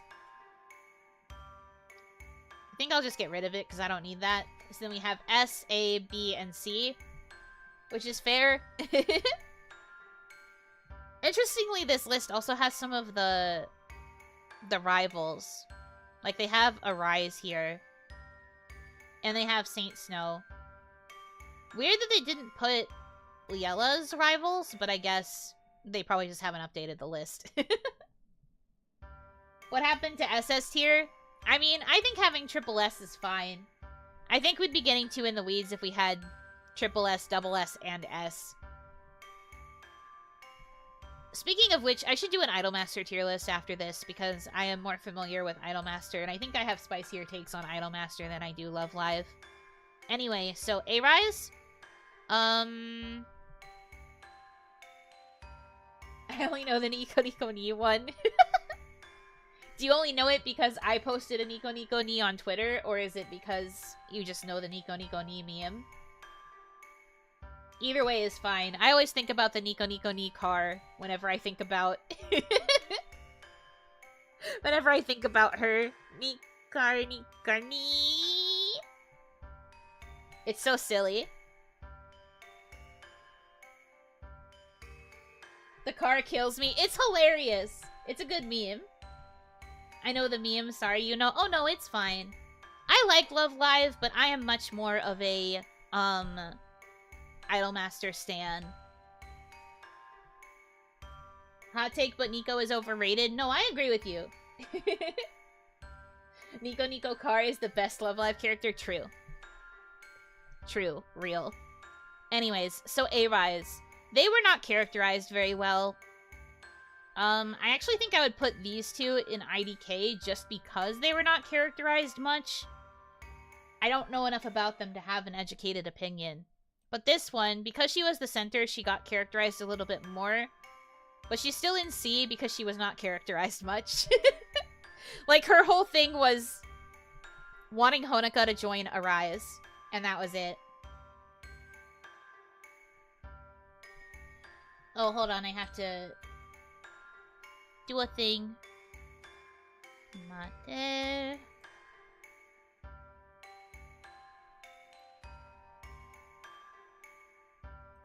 Okay. But yeah, that's why she is in C. Because she just, her whole thing was just trying to flirt with and scout Honoka. Okay. Now we're actually getting on to the girls that I know. So it looks like we have a couple Aquas first. It's not in any particular order, it looks like, or it might be based on names. But I'm just gonna kind of just go, okay? So Chika. Chika is honestly a really cute center out of the, like, center characters in Love Live so far. I liked her more than I liked Honoka as a lead. Which I know is probably wild to say, especially for people who prefer Muse, the Gen 1ers, as they might be called. But I actually quite liked Chika more as a character. I related more to her struggles. Like, one of her big character arc moments is the fact that she has this, like, complex over being just ordinary. And I very much relate to that kind of thing. I also have a bit of a complex about being ordinary. Like, I feel like I'm just too normal sometimes. And so it's kind of hard to, like, go from being this kind of, like, normal average girl to, like, not only becoming an idol, but trying to, like, be the center or, like, the leader of a group of idols. That's a pretty daunting task. So I really liked that, character beat for her. I thought that was really cool. Okay.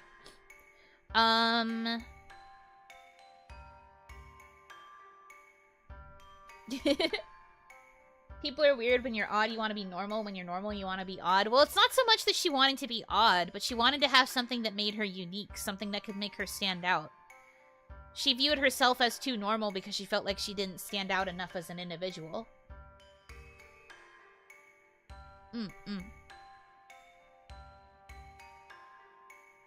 But I liked her character a lot for that reason. I thought it was very compelling.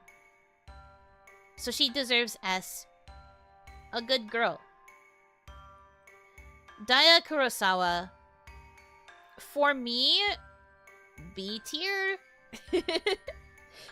She's fine. I don't dislike her. I've said this about myself before. I will probably keep saying it until I explode.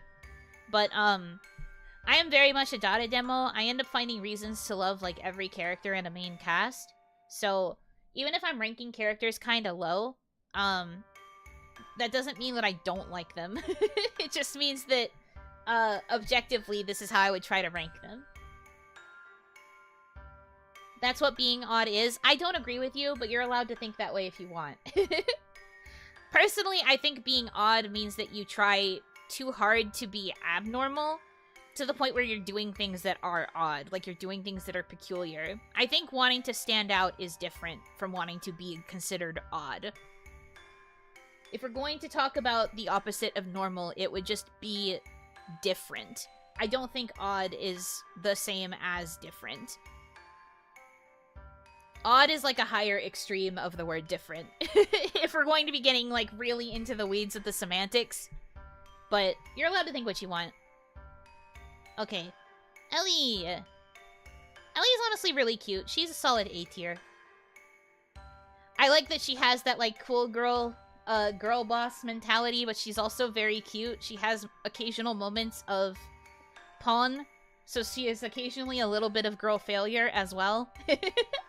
Honestly, I should just take these girls and put them in the baby tier list, but I do really like Ellie because she has a little bit of that gap.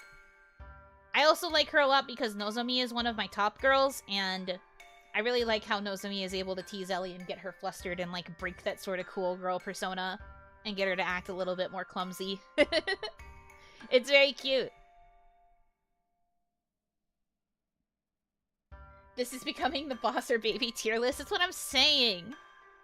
I really should just take them and put them over there, but I'm good. Okay. Hanayo. Hana. Probably also B? It's primordial to have Ellie and Nozomi close in a tier list. True, you cannot separate them. Although I will unfortunately be separating them because, I rank Nozomi pretty high. But anyway. Hanayo I think goes in B tier because I do really like her. I think that she's cute, but she doesn't stand out to me much beyond, like, my knowledge that she is cute. I think that her solo songs are also quite nice, but again, she doesn't stick out to me too much. I say this, but every time I watch the live that the Seiyu did where her Seiyu performed Nawatobi, I think about that performance in particular where she's picking out the flowers that are in everybody's image colors, and then she has Rin's and Maki's flowers, like, near the end, like, in the most, like, important spot. That makes me cry. Nawatobi is a good song for that reason. But Hanayo herself, like, as a overall character, ignoring that amazing performance of Nawatobi, I think she is still B tier. I don't remember which live that was in. I'm sure if I asked Kaya, she would remember, but that live was really good. Nawatobi, good song. Okay, Honoka. I'm torn between A and B, but I think I'm going to lean A. For me, one of the biggest appeals of Honoka is her singing voice. I actually really like it. I remember when I was first like getting into Love Live, I thought that her voice was pretty unique. She had this ability to do like really cool songs, but she also had like a very high voice. I really liked that about her. So to me, the thing that I always think about with Honoka is her singing voice. Character-wise, she's okay, but I feel like she didn't grow as much as she could have as a main character. She did grow, don't get me wrong, but I think that she could have grown more, or she could have had a like more noticeable character arc. A lot of her character arc is based in the fact that she's very static as a character. Like, most of the time, her character growth has to happen because she notices everyone else around her is changing and she hasn't yet. And she has to, like, come to terms with the fact that things change. She gets very comfortable with how things are. And that's kind of, like, the bulk of her character beats a lot of the time. It's always, oh, wow, everyone around me is growing and changing, and I haven't yet. I need to catch up. And to me, that's kind of, like, a bit of a repetitive trait of a lot of her story beats. So she ends up more in A for this reason. Hi, Yuno, how are you doing? I'm doing good. I've been talking a lot. I thought I was going to be able to get more tier lists done, but I have a tendency to ramble about 8,000,000 things. That's on me. Okay. Kanan. Kanan actually has grown on me a lot more, in more recent times than I expected her to. Also A tier. Kanan is a good girl. I like that she has the, big sister type role, but she's, like, much stricter with it. Like, she's an interesting combination of, I think, Ellie and Nozomi, in that, like, Nozomi is kind of the big sister of Muse, and Ellie is, you know, the girl boss, but I think Kanan is a mix of big sister and girl boss, probably because she's childhood friends with two of the second years, and all of that stuff, but, like, to me, I think Kanan is, an interesting mix of, like, key traits from both Ellie and Nozomi. And they're executed really well. Oh no, I guess we'll have to do another tier list stream in the future. Perhaps. Kanan is the glue of the third years. This is true. People would probably say that it's more likely Mari, but Mari is like the mood maker rather than the glue. I think Kanan is the one who can keep both Daya and Mari in check. Kanan is your Aqua Oshi. Good taste. Kotori! Kotori-chan. You deserve to be in Triple S, baby girl. I love Kotori. She's so cute.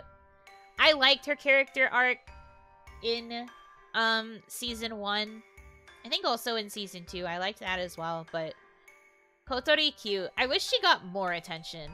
I think the problem is that she's probably the one that gets focused on the least out of everybody in Muse, and that's honestly a shame, because she's so cute.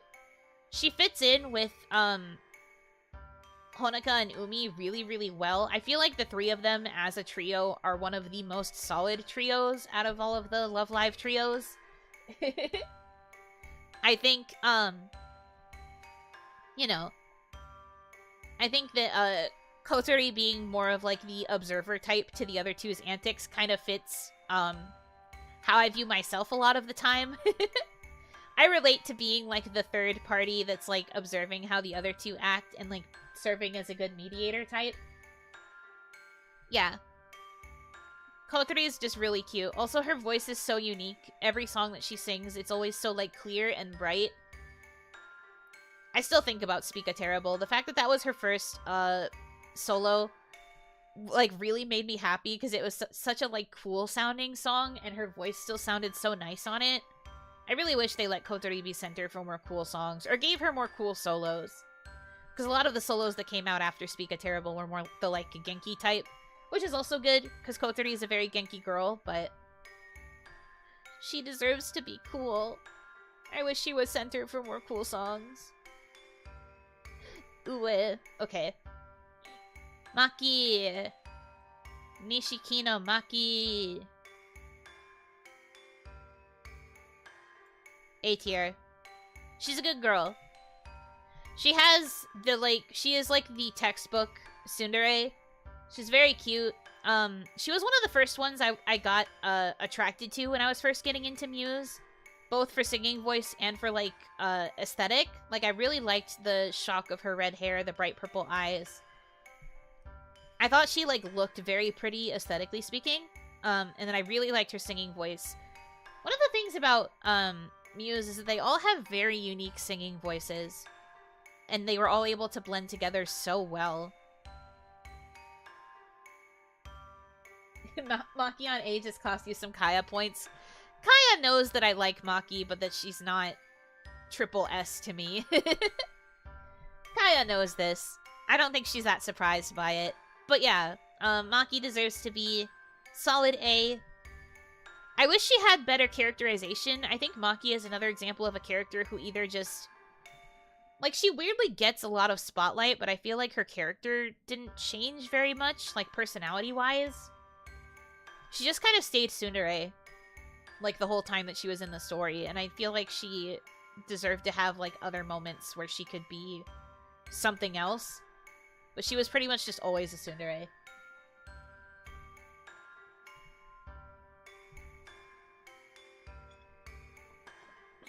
I need more water.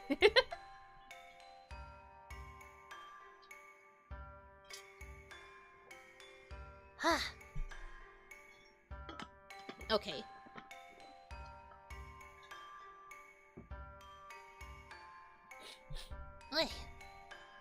Mari.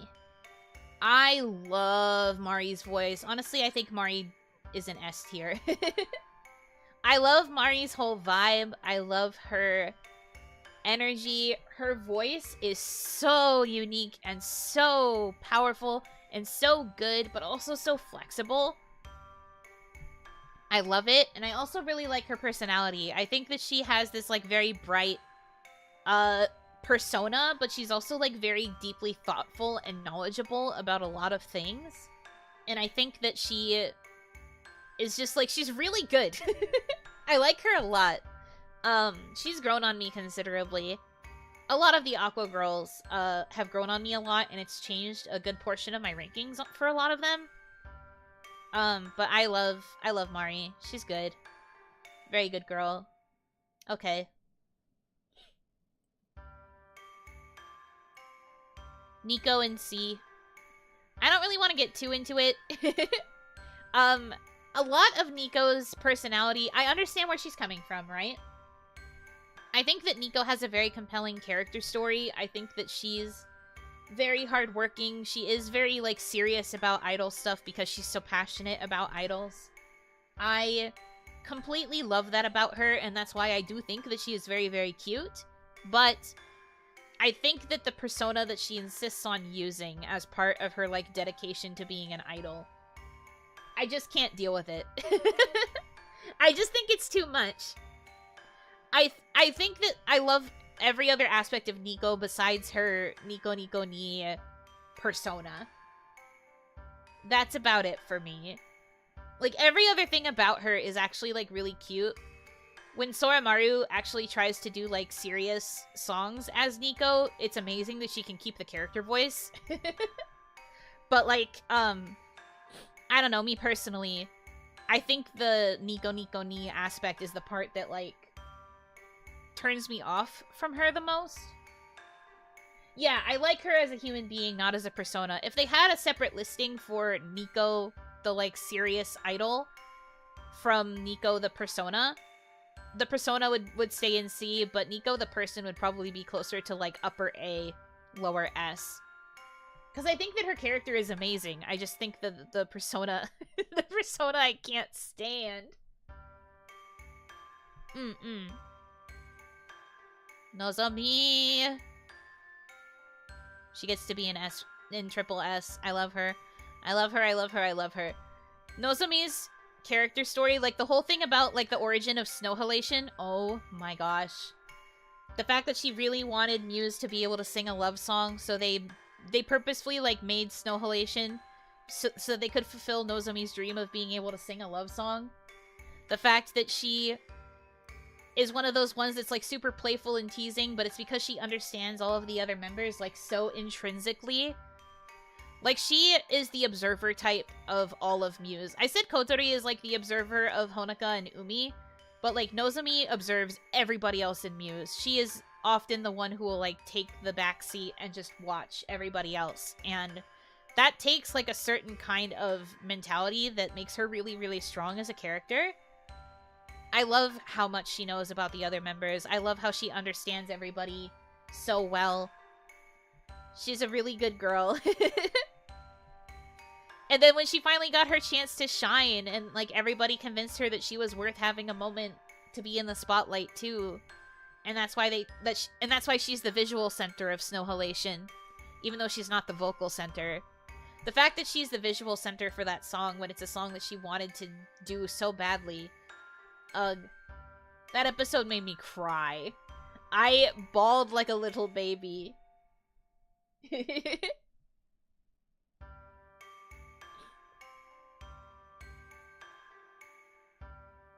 If you put Nozomi at the top of Triple S, it would be a date between Nozomi, Ellie, and the Chica wall in between. That's fair. Your Muse bias is showing. I actually don't really have that much of a bias towards Muse. Like I said, I'm just kind of going in order, so a lot of the Muse girls are the ones that are coming up. Okay. Let's keep going. And that's why Snow Halation is one of the best songs ever made. You're so right. That's so real. Riko! So Riko, I used to not really think one way or the other about her, but she grew on me a lot in more recent days. I think she is above Chica in S tier. Very close to triple S. Shockingly close to triple S. But she's upper S tier at the very least. Riko's voice is so smooth and clear and like strong. I feel like if I was to compare my voice to any of the Love Live girls, I think I am closest to Riko when it comes to singing voice. Riko and like hints of some of the others, but a lot of Riko's songs, like if I was to sing like their solo songs, I think Riko's parts sit like in a very comfortable part of my range. And also all of her songs are so pretty and really fun to sing too. But Riko is like so cute. She has that like serious composer persona, but she's also got the gap moe of being afraid of Chica's dog. She can be a little bit of a dork at times when it comes to like love stories and things like that. I love the gap moe. She's very cute. I think that her dynamic with a lot of the other girls is very fun too. Riko good. Rin. Nya nya nya nya nya nya nya nya. Top of triple S. Let's go.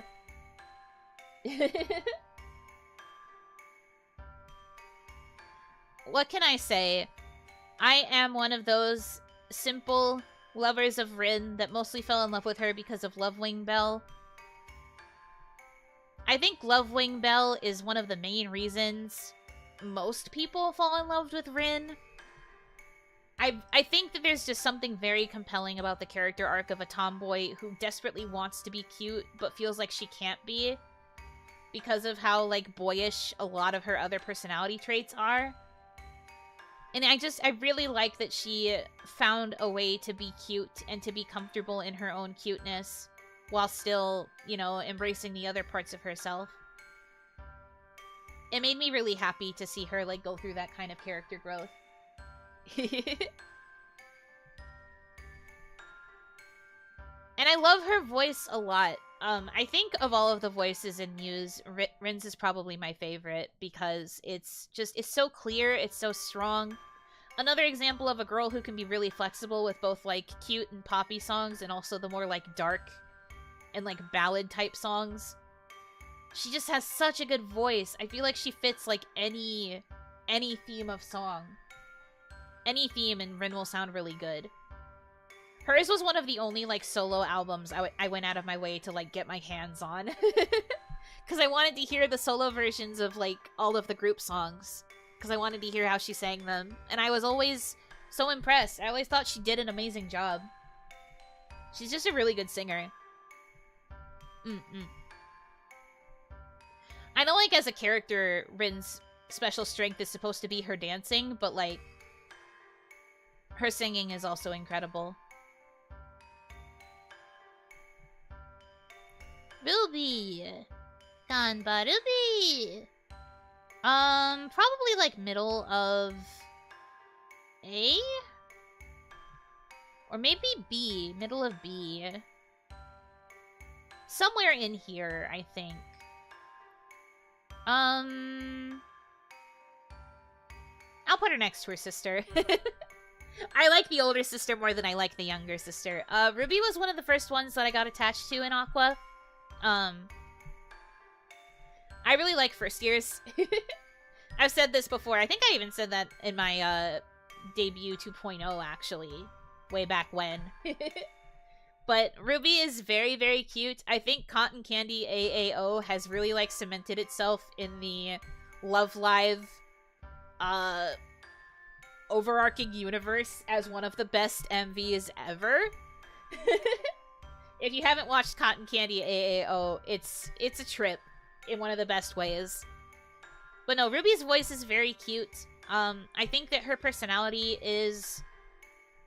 She's cute, but I wish that there was more to her.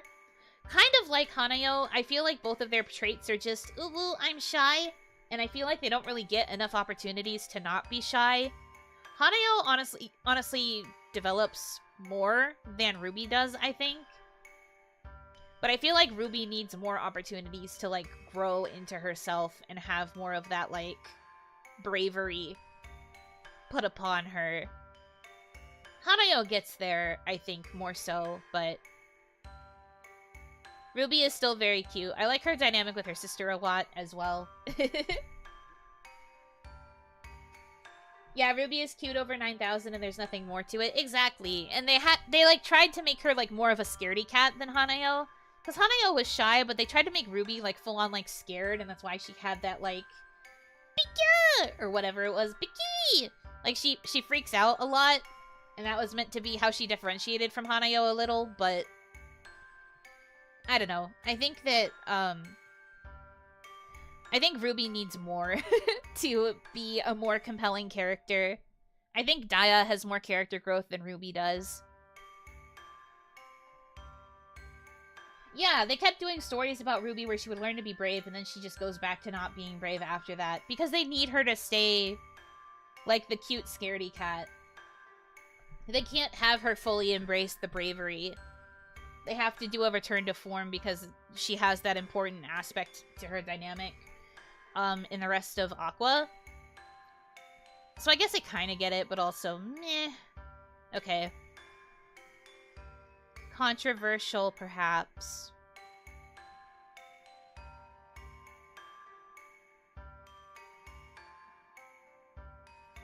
Umi, I think, is lower B. Umi is cute, yes, but Umi is also a stick in the mud in a negative way. Like, not to be overly sympathetic to Honoka or anything, but I think that Umi tries a bit too hard to, like, counter her in a lot of ways. I think Umi needed to have more to her character besides being opposite of Honoka. I think I wanted to see more from Umi. You get that gap with how she writes lyrics, yeah. And there's also the legendary she doesn't have a very good poker face when it comes to playing card games. Like, she has a lot of, like, meme gap moe character traits, but I think for, like, an overarching character story, I don't think hers was very interesting. I don't think she grew to have more of a trait past countering Honoka, but also, like, trying her best to support Honoka at the same time. I do still really like Umi, though. I just think that she's lower on my list for this reason.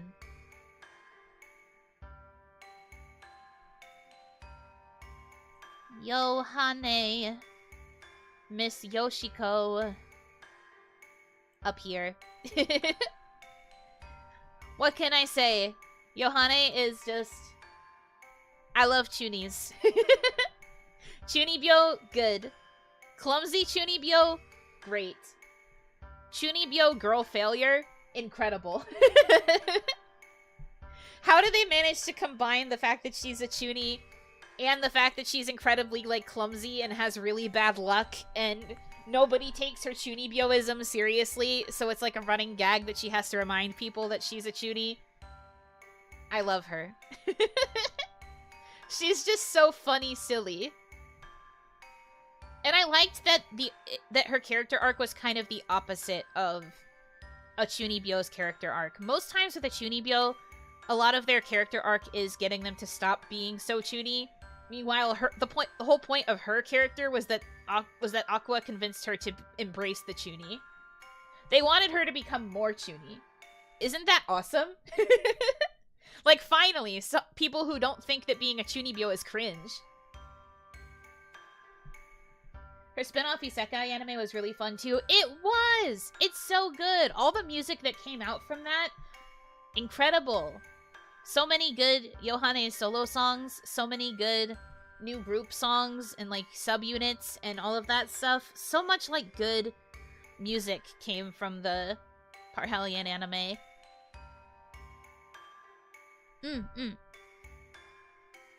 But yeah, I think Yohane deserves to be triple S. I am glad that she got the love that she deserves with the spin-off stuff. She's a good girl. Yohane love.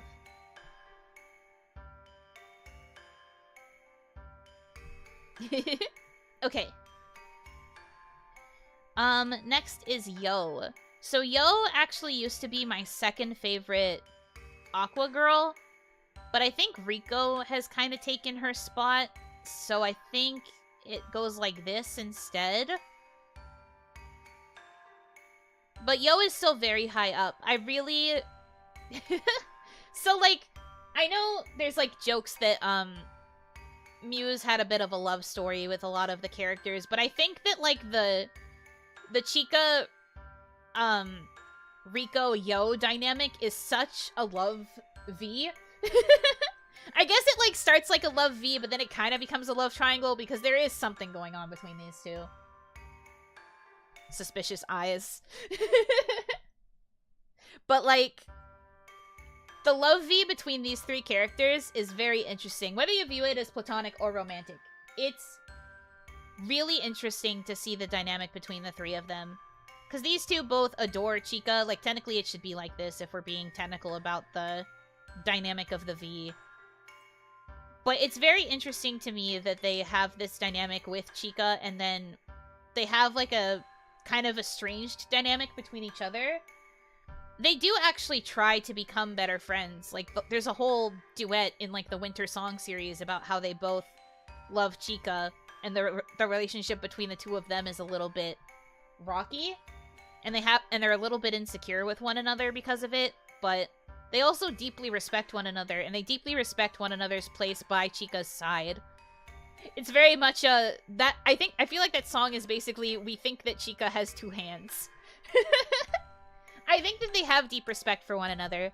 It's a really good dynamic. I think it was an interesting way to reinterpret the second year dynamic compared to, like, Honoka, Kotori, and Umi, because those three were just, like, childhood friends and have always been stuck together like glue.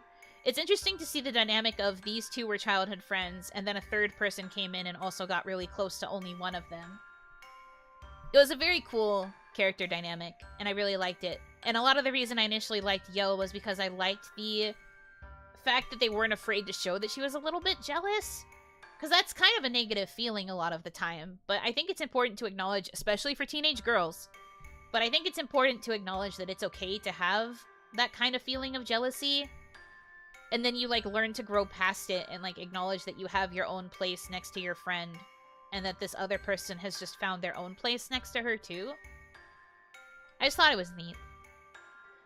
But Yo used to be my second favorite, because of Koini Naritai Aquarium. Riko has since kind of, like, taken over, but honestly, I think these two swap places back and forth pretty regularly. They're both pretty high up. I like them. Okay. I'm going to try and do this a little bit faster. I still have so many girls I have to sort. We haven't even gotten to Nichigasaki. Ugh.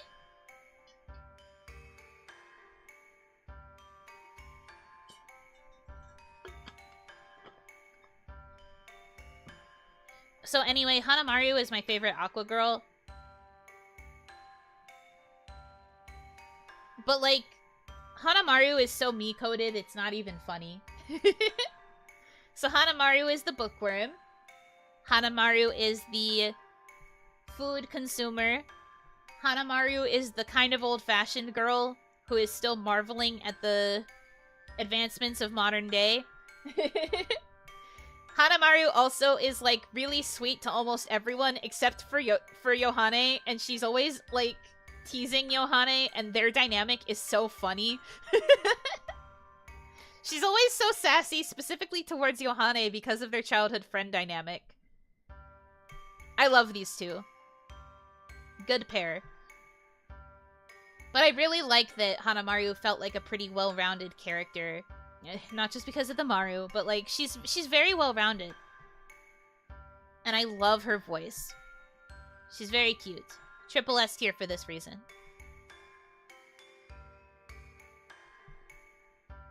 Okay.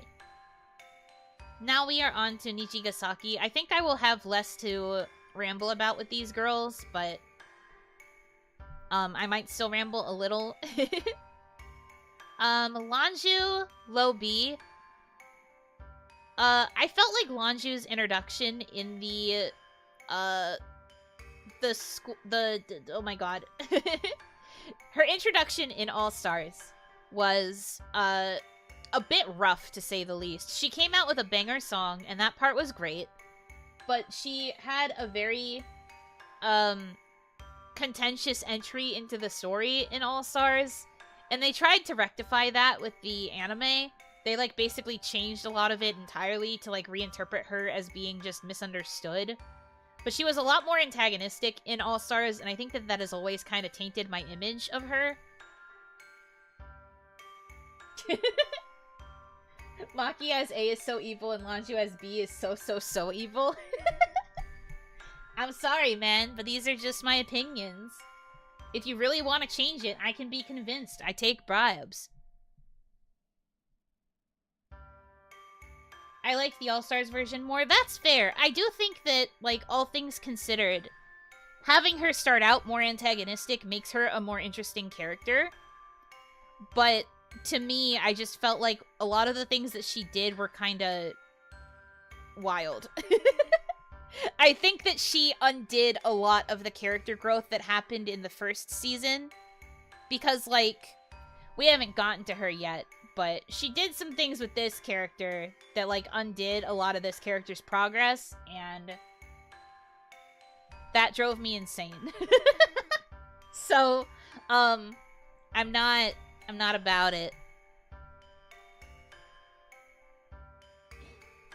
Could you move Daya up to A? You have to understand, I take bribes. You can't just be like, can you put this person here? I take bribes.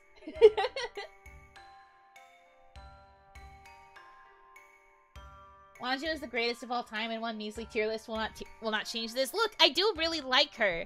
Just because she's in lower B doesn't mean that I hate her. I just think that, like, character-wise, I feel like what happened with her puts her in lower B, in my opinion. I do think she's a good character, though. I just think that the way that it was executed was a little bit cringe. I think that they could have done it a bit better. I personally preferred the version in the anime where they made her just more misunderstood. Having her be more antagonistic in the game was good for the sake of the game, but I understand why the anime wanted to make her, like, nicer from the start so that it was easier to get her to join the idol club. Tsubasa sees the work of a devil. Look, the reason it's like this is because these two were not characterized at all. And then, like, Tsubasa was barely characterized. Her whole thing was trying to flirt with Honoka. She got, like, nothing. Here's your bribe. Put the funny car girl in triple S tier. I can't believe this. She's only going to the bottom, though. You can't change their actual placement on the tier. Like, within the tier, but you can change where they go on the tier list.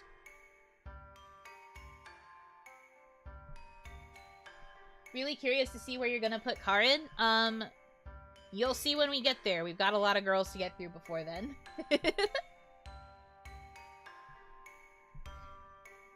That said, Mia. Mia is the best Nijigasaki girl, so she gets to go up here. I notice I like a lot of the girls with the white or, like, the gray image color.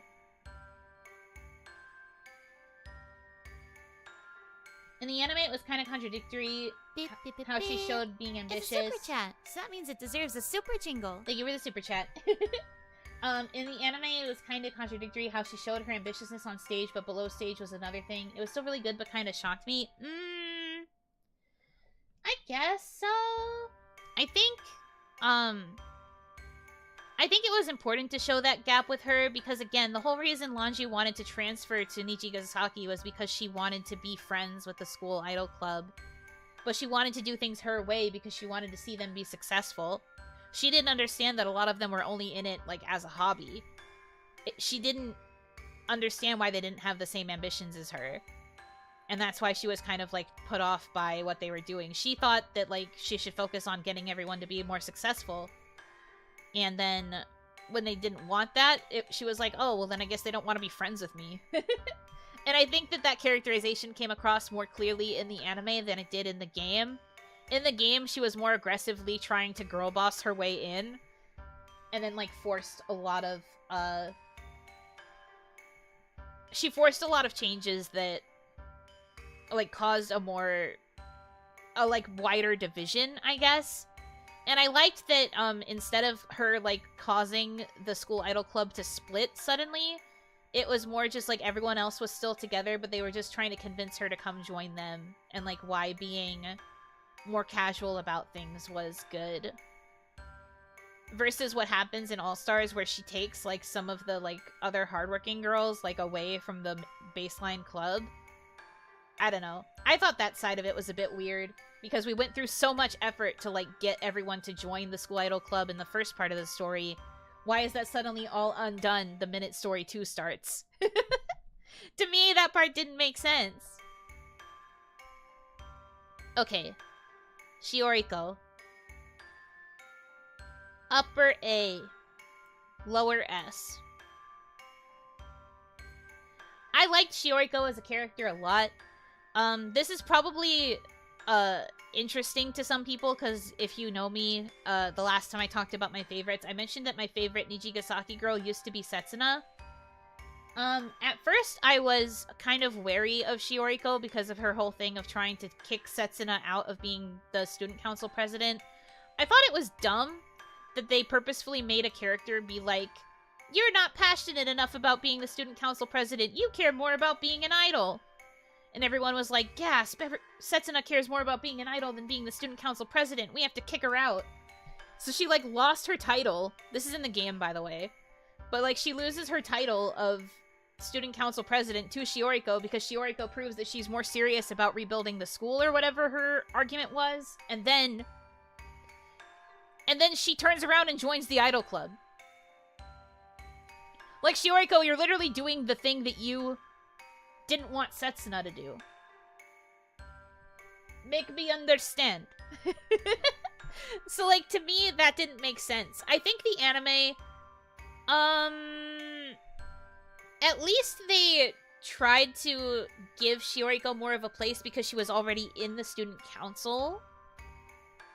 Like, they made it obvious that she was, like, questioning a lot of Setsuna's decisions and, like, questioning Setsuna's double life. Meanwhile, in the game, Shioriko just kind of comes out of nowhere because she's a first-year student, and she's just suddenly like, hi, I'm a first year, I think I would be a better student council president. And everybody's like, huh? That's the part that I didn't really like about the game. I think the anime tried to explain her reasoning in a better way. They had her, like, subtly judging a lot of Setsuna's choices and the fact that she was, like, a bit more divided. And I guess the whole point of Shioriko is that she wants to prove she's more of a girl boss. So she was like, I can balance it better.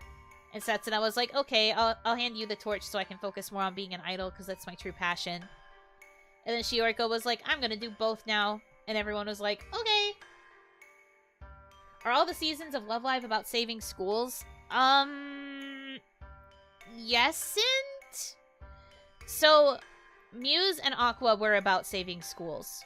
Nijigasaki, there is, like, a point where their school needs, like, better support, but it doesn't necessarily need to be saved. Liella is more about, like, the foundation of the school to begin with, because all of these girls are, like, from the first ever class that is brought into the school. And then, I don't know about, like, Hasano Sora. Shioriko in the anime is a way more conflicted character because she's friends with Langju and her sister was an idol, but that's in the game, too! It's like that in the game as well. Her whole reason that she decides to become an idol is because her sister's like, do it, it makes you happy. And then Shioriko was like, teehee, okay. And then like, she finally joins at the end of Story 1, and then Story 2, Langju comes in and is like, I want to make a more serious club. And because Shioriko feels indebted to Langju from them being childhood friends, she's like, okay, and she immediately defects. So she was part of the original School Idol Club for, like, what? A month or two in story before she defects to Langju's version? It's so dumb. I think the anime really tried to make all of their arcs happen in a way that felt a little bit less silly. I think it was a good way to interpret it. I think that both versions of the story are fine. It's just, you know. There are things about it that I didn't really enjoy, I guess. Okay. Ugh. I have really been talking too much.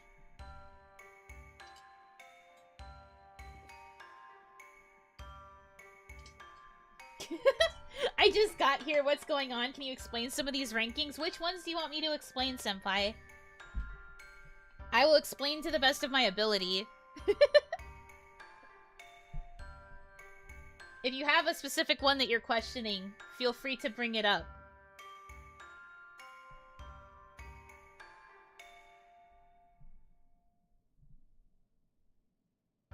Why is Rin in the first position in Triple S tier? Because I like her! Honestly, though, I think if I was going to do anything, I could probably switch it so Hanamaru was more top.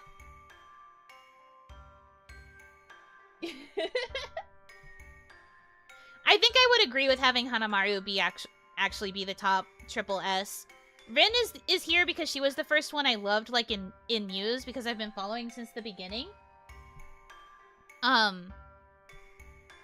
But, like, I wouldn't mind switching it so that it was Hanamaru first. Because Hanamaru, honestly, I think might be more of my favorite in terms of character traits than Rin. But Rin is here mostly because of, like, her being the first girl. Why is Nozomi in Triple S tier? Because Nozomi is, like, the ultimate observer character. She cares about the rest of Muse, like, so much. She's really good at paying attention to everybody's, like, well-being. Like, she understands a lot of them on a very intrinsic level as an observer. Plus, the episode where you find out the reason why Snow Halation exists as a song, because it's so Nozomi-focused, I honestly, that like, really made me, like, empathize with her character a lot. I just like her. I think she's good.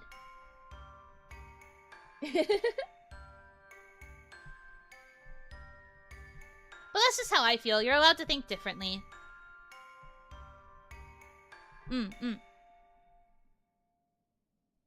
Also, Nico is up here because of a bribe. You like boring girls? Yes, and I don't think there's anything wrong with that.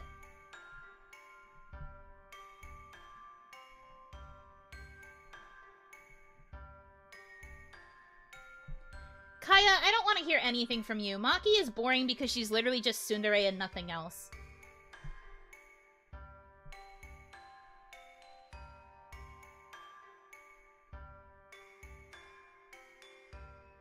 Props for the honesty, I guess. What am I gonna do? Say no to a senpai? The problem is that, like, senpai privilege is very real.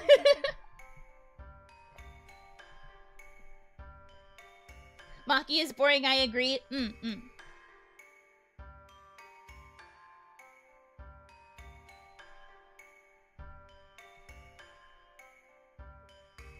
But no, I think if I was going to do this more, like, realistically, Hanamari would probably go here. Nozomi, I think, would still stay at the bottom of Triple S. If this was my actual ranking, Nico would be down here. Based on her persona. If there was a separate version that was, like, more serious Nico, that would probably be somewhere in, like, A or B. But, like, I got a bribe, so she has to be up here. Nico is at C. Again, it's because of the persona. The Nico Nico ni, I don't really like that side of her. But I like everything else about her. If there was, like, a separate listing of Nico the persona versus Nico the, like, real serious idol, then it would be different. But especially because this picture is using the Nico Nico ni pose. She goes down here. But again, I took a bribe. She's allowed to be up here.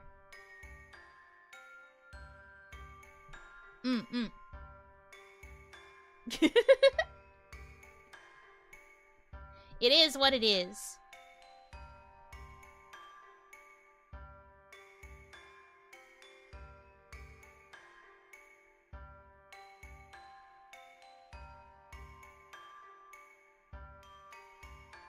Everything is so rigged here.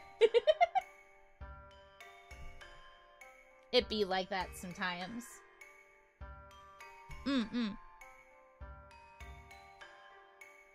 Okay. Let's see. So, I is honestly pretty high up. I like her. Would she be S? Maybe she'd be more upper A. Yeah, I feel like upper A makes sense.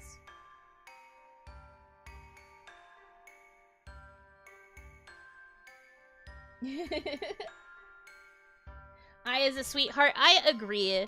She cares a lot about the other members of Nishigasaki. She's very sweet. I like her dynamic with Rina a lot. I think she has a really good friendship with her. It's nice that it was those two that were kind of paired up because they feel like so opposite in a lot of ways, but they balance each other really well. The puns are very silly. But I like that her goal is just to always be like, she's like the definition of someone who wants to be the mood maker.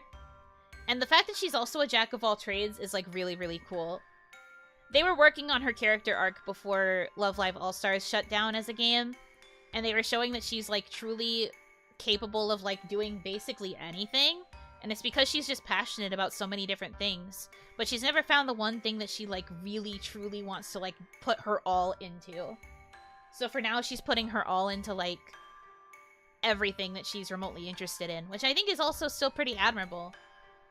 The fact that she's able to do this much, even though she isn't at like 100% full power necessarily, is like really, really compelling. Her songs are also very cute. Mecha Going is a very adorable song. I really loved the vibes of that one. I think it was like my top favorite of the first solos for Nijigasaki. Mecha Going is just really good. Good song. Okay. Ayumu. Ayumu is one of the...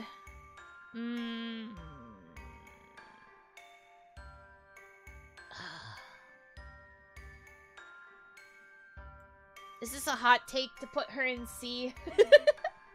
I just think that, like... it hurts me to do it, but I think this is where she needs to be. She's, like, upper C, lower B, maybe. But, like, for me, Ayumu was very, milquetoast in, like, a negative way.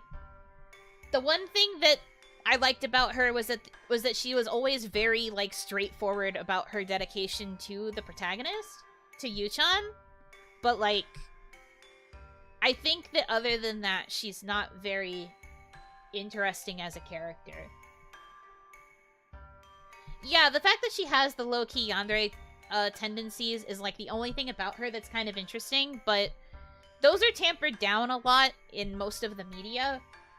Keyword being most, there's plenty of instances where they do show it, but, like, they try to tamper that down a lot to make her palatable as the, like, center girl, like, the center face. And I think that that leads to her being not interesting. Like, I think she's less interesting than Honoka and Chika as far as the protagonists go. Yeah, I feel like it's bad that a lot of her best characterization is based on her relationship to someone else. It feels like Ayumu herself doesn't really have, like, a leg to stand on as her own character.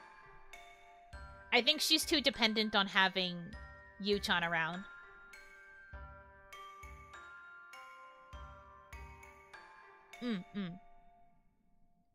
So that's why she would be C, I think. Gosh, seeing Nico in Triple S is so strange. Anyway, Emma. I think Emma is very sweet, but also kind of boring.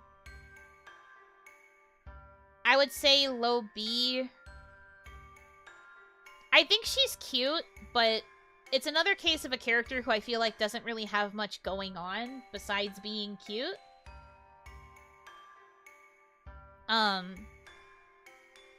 But, like, she's still good.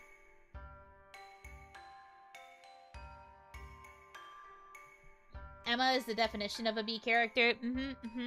I would agree. If she's boring, why isn't she Triple S? Whatever, man. Kanata.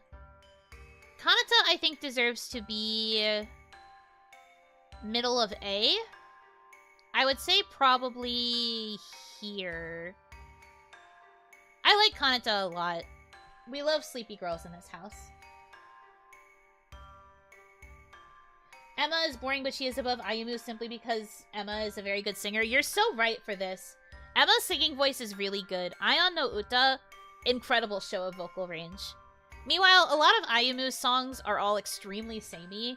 Besides Break the System, which was like the one time she tried something different, every other song that Ayumu has gotten is the exact same song. It's the same song. Corporate wants you to find the difference, you can't. They're all the same. It really do be like that. I would agree. Emma, I think, has better vocal chops in comparison. Kanata as A, I'll buy it. She does so much for her family. Yeah, the fact that she's a sleepy girl because she does, like, all of this, like, really hard work to take care of her sister and to help out her mom. Very compelling character for that reason. Poor sleepy girl. She's also, like, working very hard in her, like, chosen program in the school. She's got a lot on her plate. In that way, she's kind of similar to Nico, and that's another aspect of Nico that I really, really like, which is the fact that Nico is working so hard because she has so many younger siblings, and she wants to be, like, a model big sister to them. The gap moe that Nico has with her siblings versus when she talks to the other Muse girls, I really loved that.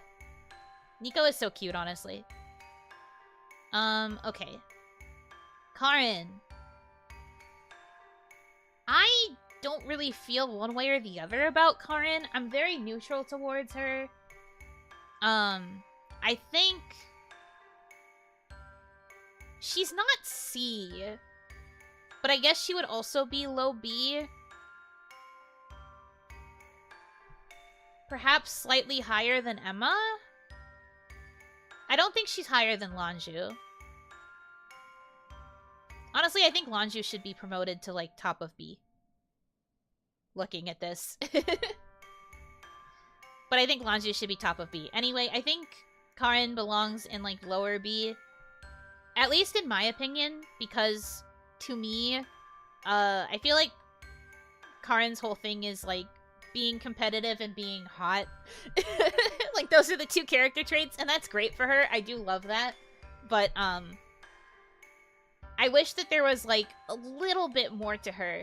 In the games, right? Like, in All-Stars, there's a little bit of a gap moe because you find out that she's, like, from, like, a small town, I think? Or, like, she's from one of those places that has, like, a more unique dialect in Japanese. So you find out that she has a little bit of, like, a country girl upbringing, and that the main reason that she's, like, so bougie is because she thinks that's what she needs to do as a model. But, like, I wish we saw more of that in, like, other aspects of the media. Those are two good character traits, though. Like I said, I do love that for her.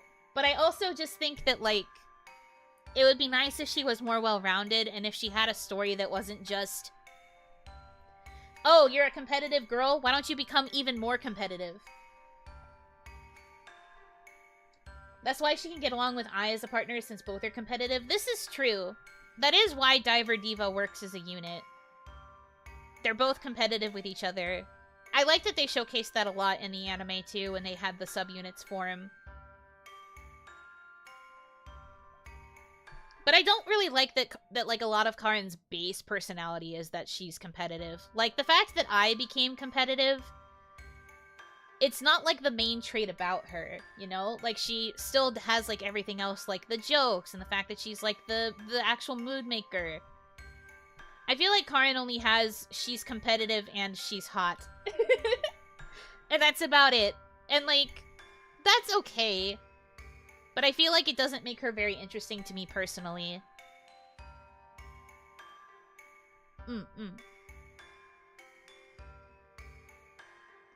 Kasumi. So for me, Kasumi is here. Middle of S. I actually like Kasumi a lot. My first impression of her when Nijigasaki was first coming out is that I thought that she was just going to be Nico but yellow. And I was very scared. I was like, oh no, it looks like she's gonna be just the same as Nico. But I think that they did a really good job of making her different. A lot of what Nico does is a persona that she puts on purposefully because of her passion for idols. Nico knows how to, like, put on a good performance, right? Meanwhile, Kasumi is doing what she does because she desperately wants to become this. Like, she thinks that this is who she is, even though it is not. Kasumi is a really crazy fella. She's delusional in, like, a good way. It also leads to her being a bit more of, like, a prankster, like a little gremlin type. I do think that that makes her a really interesting character, though, and I'm glad that they found a way to make her different from Nico, even if they are still kind of similar in a lot of ways. But that's why I put Kasumi in the middle of S, personally.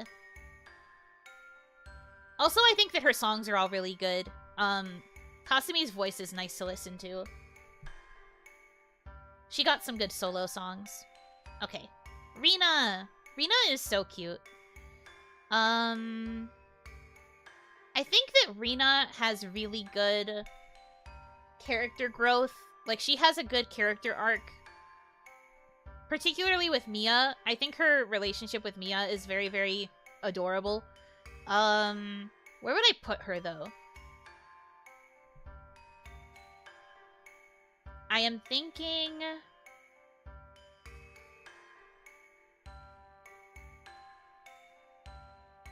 is she higher than Kanata or lower? Honestly, I think she might be up here.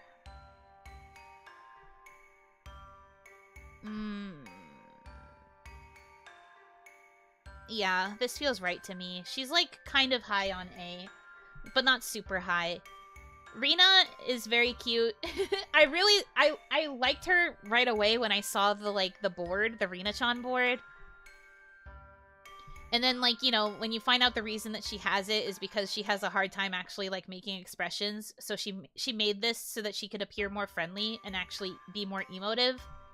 I was just like, oh, so she just like me. I'm also not very good at being emotive in real life. I sound really emotive vocally, like when I talk, but I have a resting stoic face, unfortunately. So I very much relate to what she goes through with not being able to express herself very well. But she's really cute. I think that her story arc is really good. I like the dynamic that she develops with Mia in that part of the story. Also, her songs are great. She's another example of, like, a really sweet and clear voice. Kind of like Kotori's almost, but I think Rina's is even more clear than Kotori. Is that what they call it on Onigashima? Sure. We'll go with that. Okay. So this breaks my heart because, as I have said, Setsuna used to be my favorite Nijigasaki girl, but she has since gone down. I would say she is probably top of S now. I really wish I could put her in triple S. Like, characterization-wise, Setsuna is such a good character. I really like her. She's passionate, she's fiery, she had the, like... Well, when she was still doing it, she had the double life as the, like, super serious student council president, and then, like, double lifing as Setsuna, the super genki, passionate idol. I think that Setsuna is, like, a really good character, and that she's also, like, she's, like, a big otaku. So she really loves, all of that, like, otaku stuff, and I love that, too. I think that that aspect of her character is also really, really good. Yeah, her voice is also amazing. I really like, well, okay. I liked her original seiyuu a lot. I think that the new seiyuu is doing a very good job, but I think I'm still a little bit sad about losing the OG, because the OG voice actress is, like, a lot of the reason why I liked Setsuna as a character, too, because she was so good at what she did. And she was so young when she started as Setsuna, too. Like, she was basically, like... I don't want to say she was, like, a prodigy. That's a bit of an exaggeration, but she was amazingly good at what she did for being so young at the time that she started. Such, like, a big, powerful, strong voice. Really good vocal range. And I think that the new seiyuu has done a very good job, fitting into her shoes. But for me, there's still, like, I can't fully get behind it yet because I hear the differences from the original and it still kind of puts me off a bit. I think I would need more time to warm up to the new voice actress, but Setsuna is still, like, a very good character. The main reason she got demoted is, like, both the whole voice actor switch, but also because Mia as a character just really spoke to me when I was going through the story of the game. When I got to I'm Still, I cried, so I was like, okay, I guess I found a new Oshi. Because I never cried listening to, like, Chase or Setsuna's other solo songs. But the fact that I cried for Mia's debut song, I was just like, okay. I guess Mia is my favorite. Her intro in the anime when Yu was watching her perform Chase is legendary. Yes! It was so good! It doesn't have the impact the OG had. Yeah, I would agree with that. I still think she's really good, though, and I'm sure as she gets more time to develop her own version of Setsuna, she'll be amazing. But for me personally, I think that, like, the combination of me falling in love with Mia and what happened with the voice actress for Setsuna, it's kind of what led to the swap. But that's okay, she's still great. Shizuku...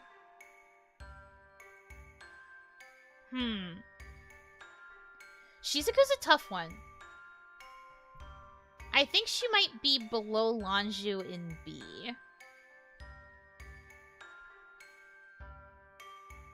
that feels right. So Shizuku, I like that her whole thing is like being the actress TM. I really like that a lot of her songs are like meant to tell stories. I like that she's like meant to be like performing for each of them. Like she adds the extra layer of performance because like yes, she's an idol and she's doing an idol performance, but she's also performing as a character for the song that she is singing. So she's always got like an extra layer to the performance that she's doing. It's really good. I thought that her character arc was also really nice. I like that she is trying to find a balance for both her love of theater and her love of becoming an idol. She takes it on as like a really good challenge, and I like that she's willing to take on those kinds of challenges. Also, her dynamic with Kasumi is hilarious. I really like all the first years, honestly. Like Shizuku, Rina, and Kasumi. They have like the funniest, I think, first year dynamic. A lot of the other first year dynamics are kind of like they're okay. But I think that Nishigasaki really nailed the first year dynamic. I don't know what it is, but they're so funny. You add Shioriko into the mix, and I feel like Shioriko is a little bit of the odd one out, but they're still very cute together. Like, as a group.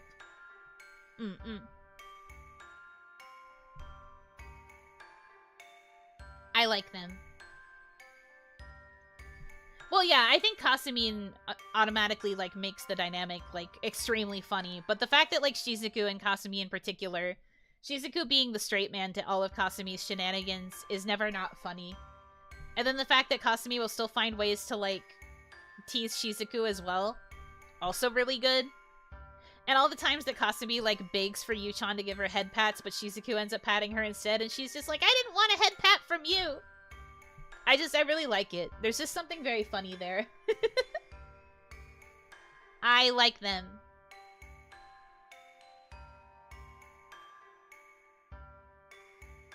And then... So, like, for Saint Snow, I never finished the part of Aqua that really, like, showcased... Or, sorry, the part of Aqua. The part of Sunshine that really, like, showcased these two as characters. I really love their music, but I unfortunately don't know quite enough about them as characters to be able to accurately rank them.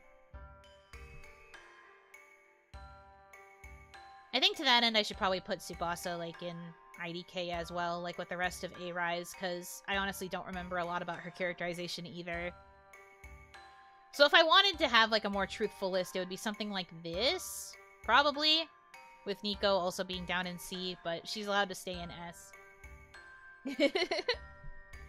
So I think it would look like this, probably. Their story in Sunshine is great. Oh, I'm sure. I've heard really good things about the two of them. I just never finished Sunshine.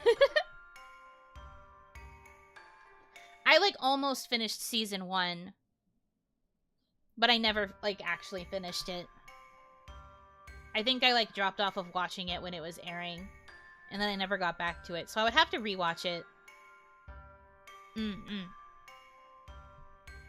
I watched all of the Nijigasaki anime, both seasons. And then... I haven't even started Superstar. So I'm, like, behind on the Superstar developments. Also, this list itself is behind because they haven't added the other new girls. They only have the Season 2 new girls. Can we force you to watch along so you can finish it? I mean, you wouldn't have to force me. That sounds like something that would be fun to do a watch along with. I quite like Love Live after all. I also wanted to do a watch along for the Million Live anime that's been airing. I haven't actually gotten the chance to sit down and watch it, so I was thinking once it finished airing we would just do like a marathon watch along. Because I love Million Live. Idolmaster. Good. Okay,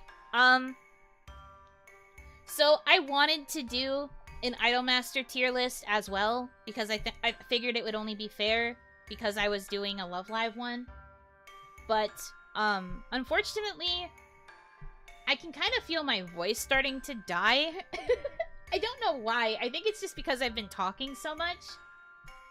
I'm kind of, experiencing pain. Oh, hi, Reina-senpai. Where did you put me? Okay. There you go. That's where I put you. Do you like it?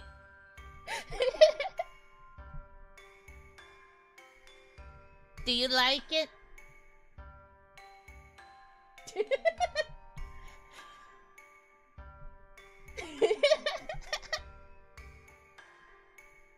Look, I had to appease both of my senpai.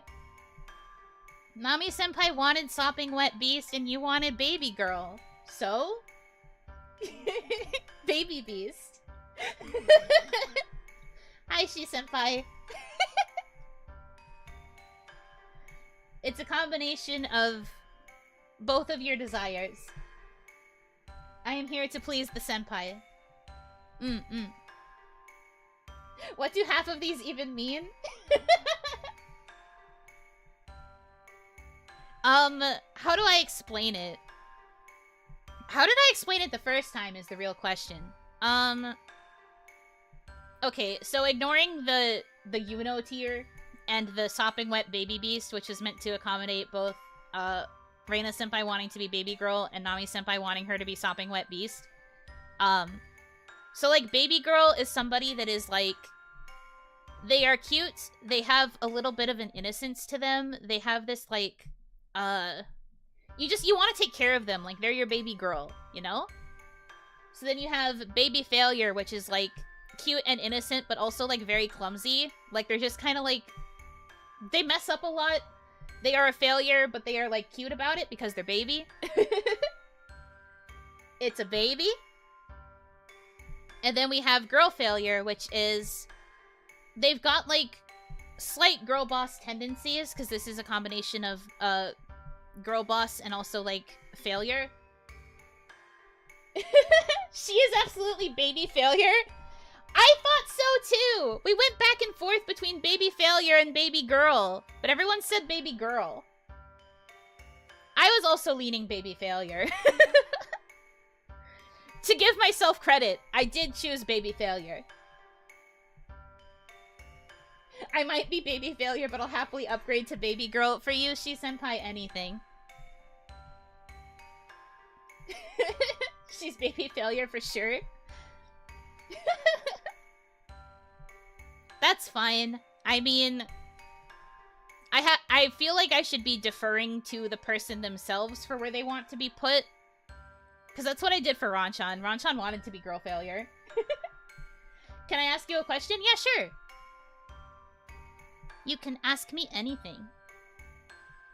Baby Girl Failure? I mean, that would be a, like, triple combination of some of these. I could probably, like, add, something like that that would be, like, the triple threat category, but then I feel like the majority of us would be the triple threat. The majority of us are all. You can't do that because Reina would Baby Girl herself. That's true. But that's why I combined it. I combined it for both of you. I fulfilled both your wishes. Look on Slack? Okay.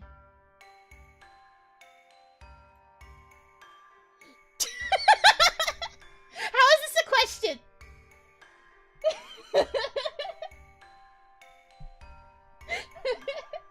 Why is my photo cropped like that meme?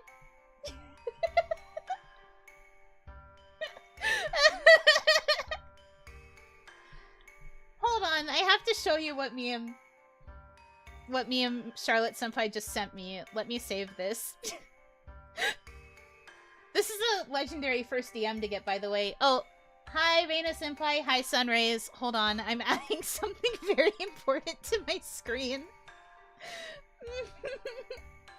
Okay, so Charlotte Senpai is asking the question, why is the icon that I used for her, for this tier list, cropped like, hold on.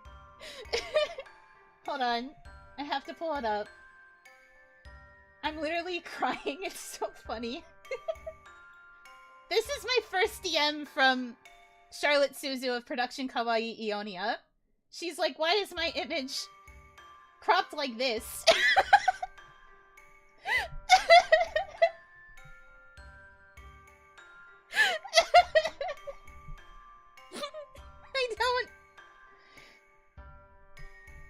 This is just how I chose to crop it, Charlotte Senpai, I'm sorry. But I think if anything, this image is very boss baby. This is definitely the look of a boss baby. This is boss baby core.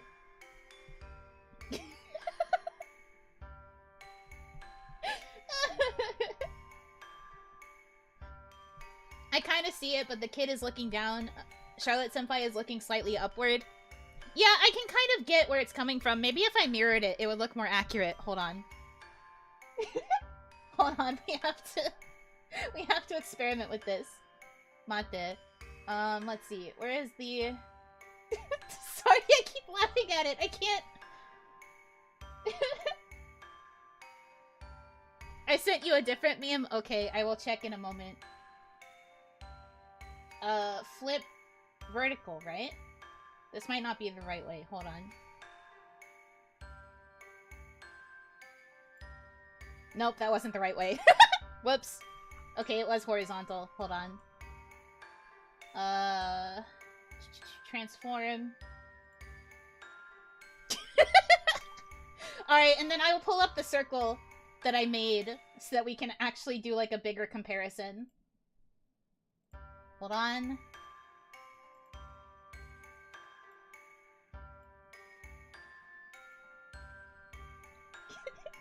Corporate wants you to find the difference between these two pictures.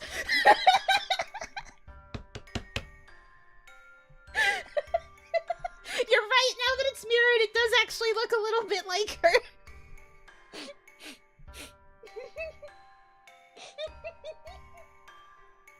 I didn't even think about that at all.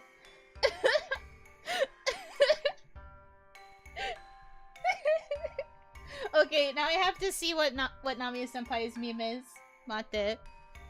Put her image over the kid's face. Okay, hold on.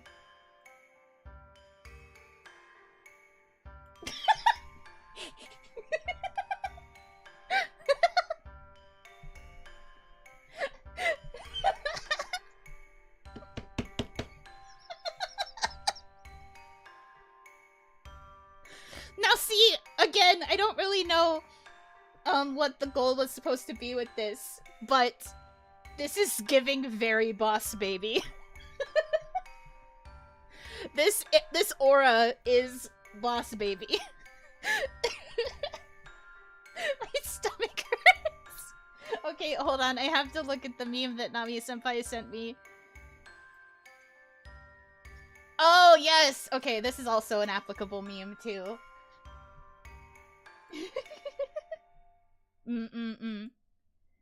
I'm more familiar with this one.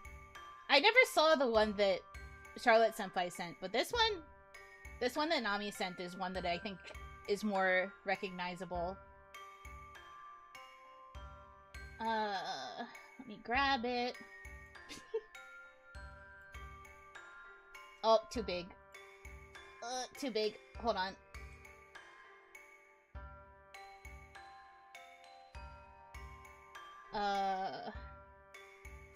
This one. She said this is closer to what, Charlotte Senpai's portrait is.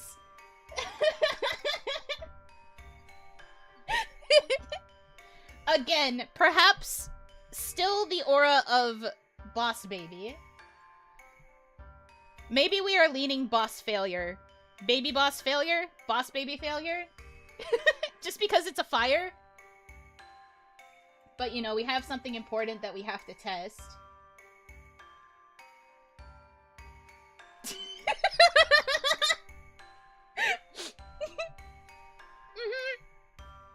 Yeah?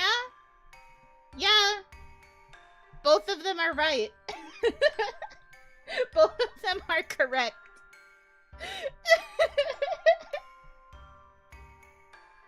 My stomach hurts.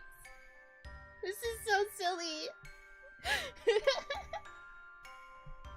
Yeah. Yeah, no, yeah, these are, yeah. Mm-hmm. So true. Okay, well, I didn't finish saying it because I got distracted by these memes. I'm crying.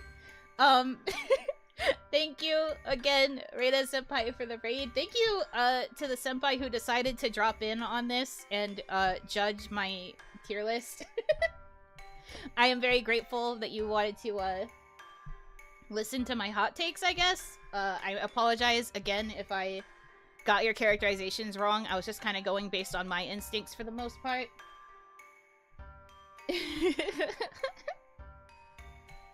Both of these are still so funny. I don't think I'm gonna be able to stop laughing about them for the next forever.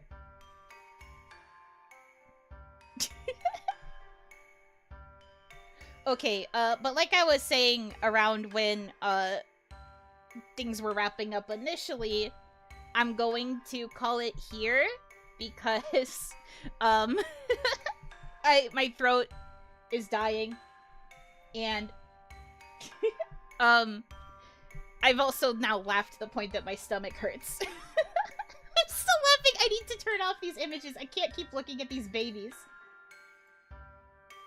These babies need to go away. I made the babies disappear. It was a magic trick. But yeah, thank you again for coming to this very silly tier list stream. I appreciate all of you guys hanging out while I did only like 3 tier lists. How many did I actually do? Wait, so I did the Baby Girl one, I did the Tails one, and then I did the Love Live one. I really only did 3. In 3 hours, I spent like, if we averaged it out, that means I was doing each tier list for an hour. Guys, I have a actual problem where I cannot stop talking. No, that's so embarrassing. I guess we're gonna have to do more tier lists in the future. Because there were several suggestions that you guys had that I didn't get to. So I guess we'll do tier lists again another time. But, thank you for sticking around for these 3. I appreciate it. Very silly. Let me figure out where I'm going to send you guys. Let's see. Where will we go? Where will we go? I'm dying. I turned off the image, but I still see the baby in my head. I need to stop thinking about it. Okay. Let's go to...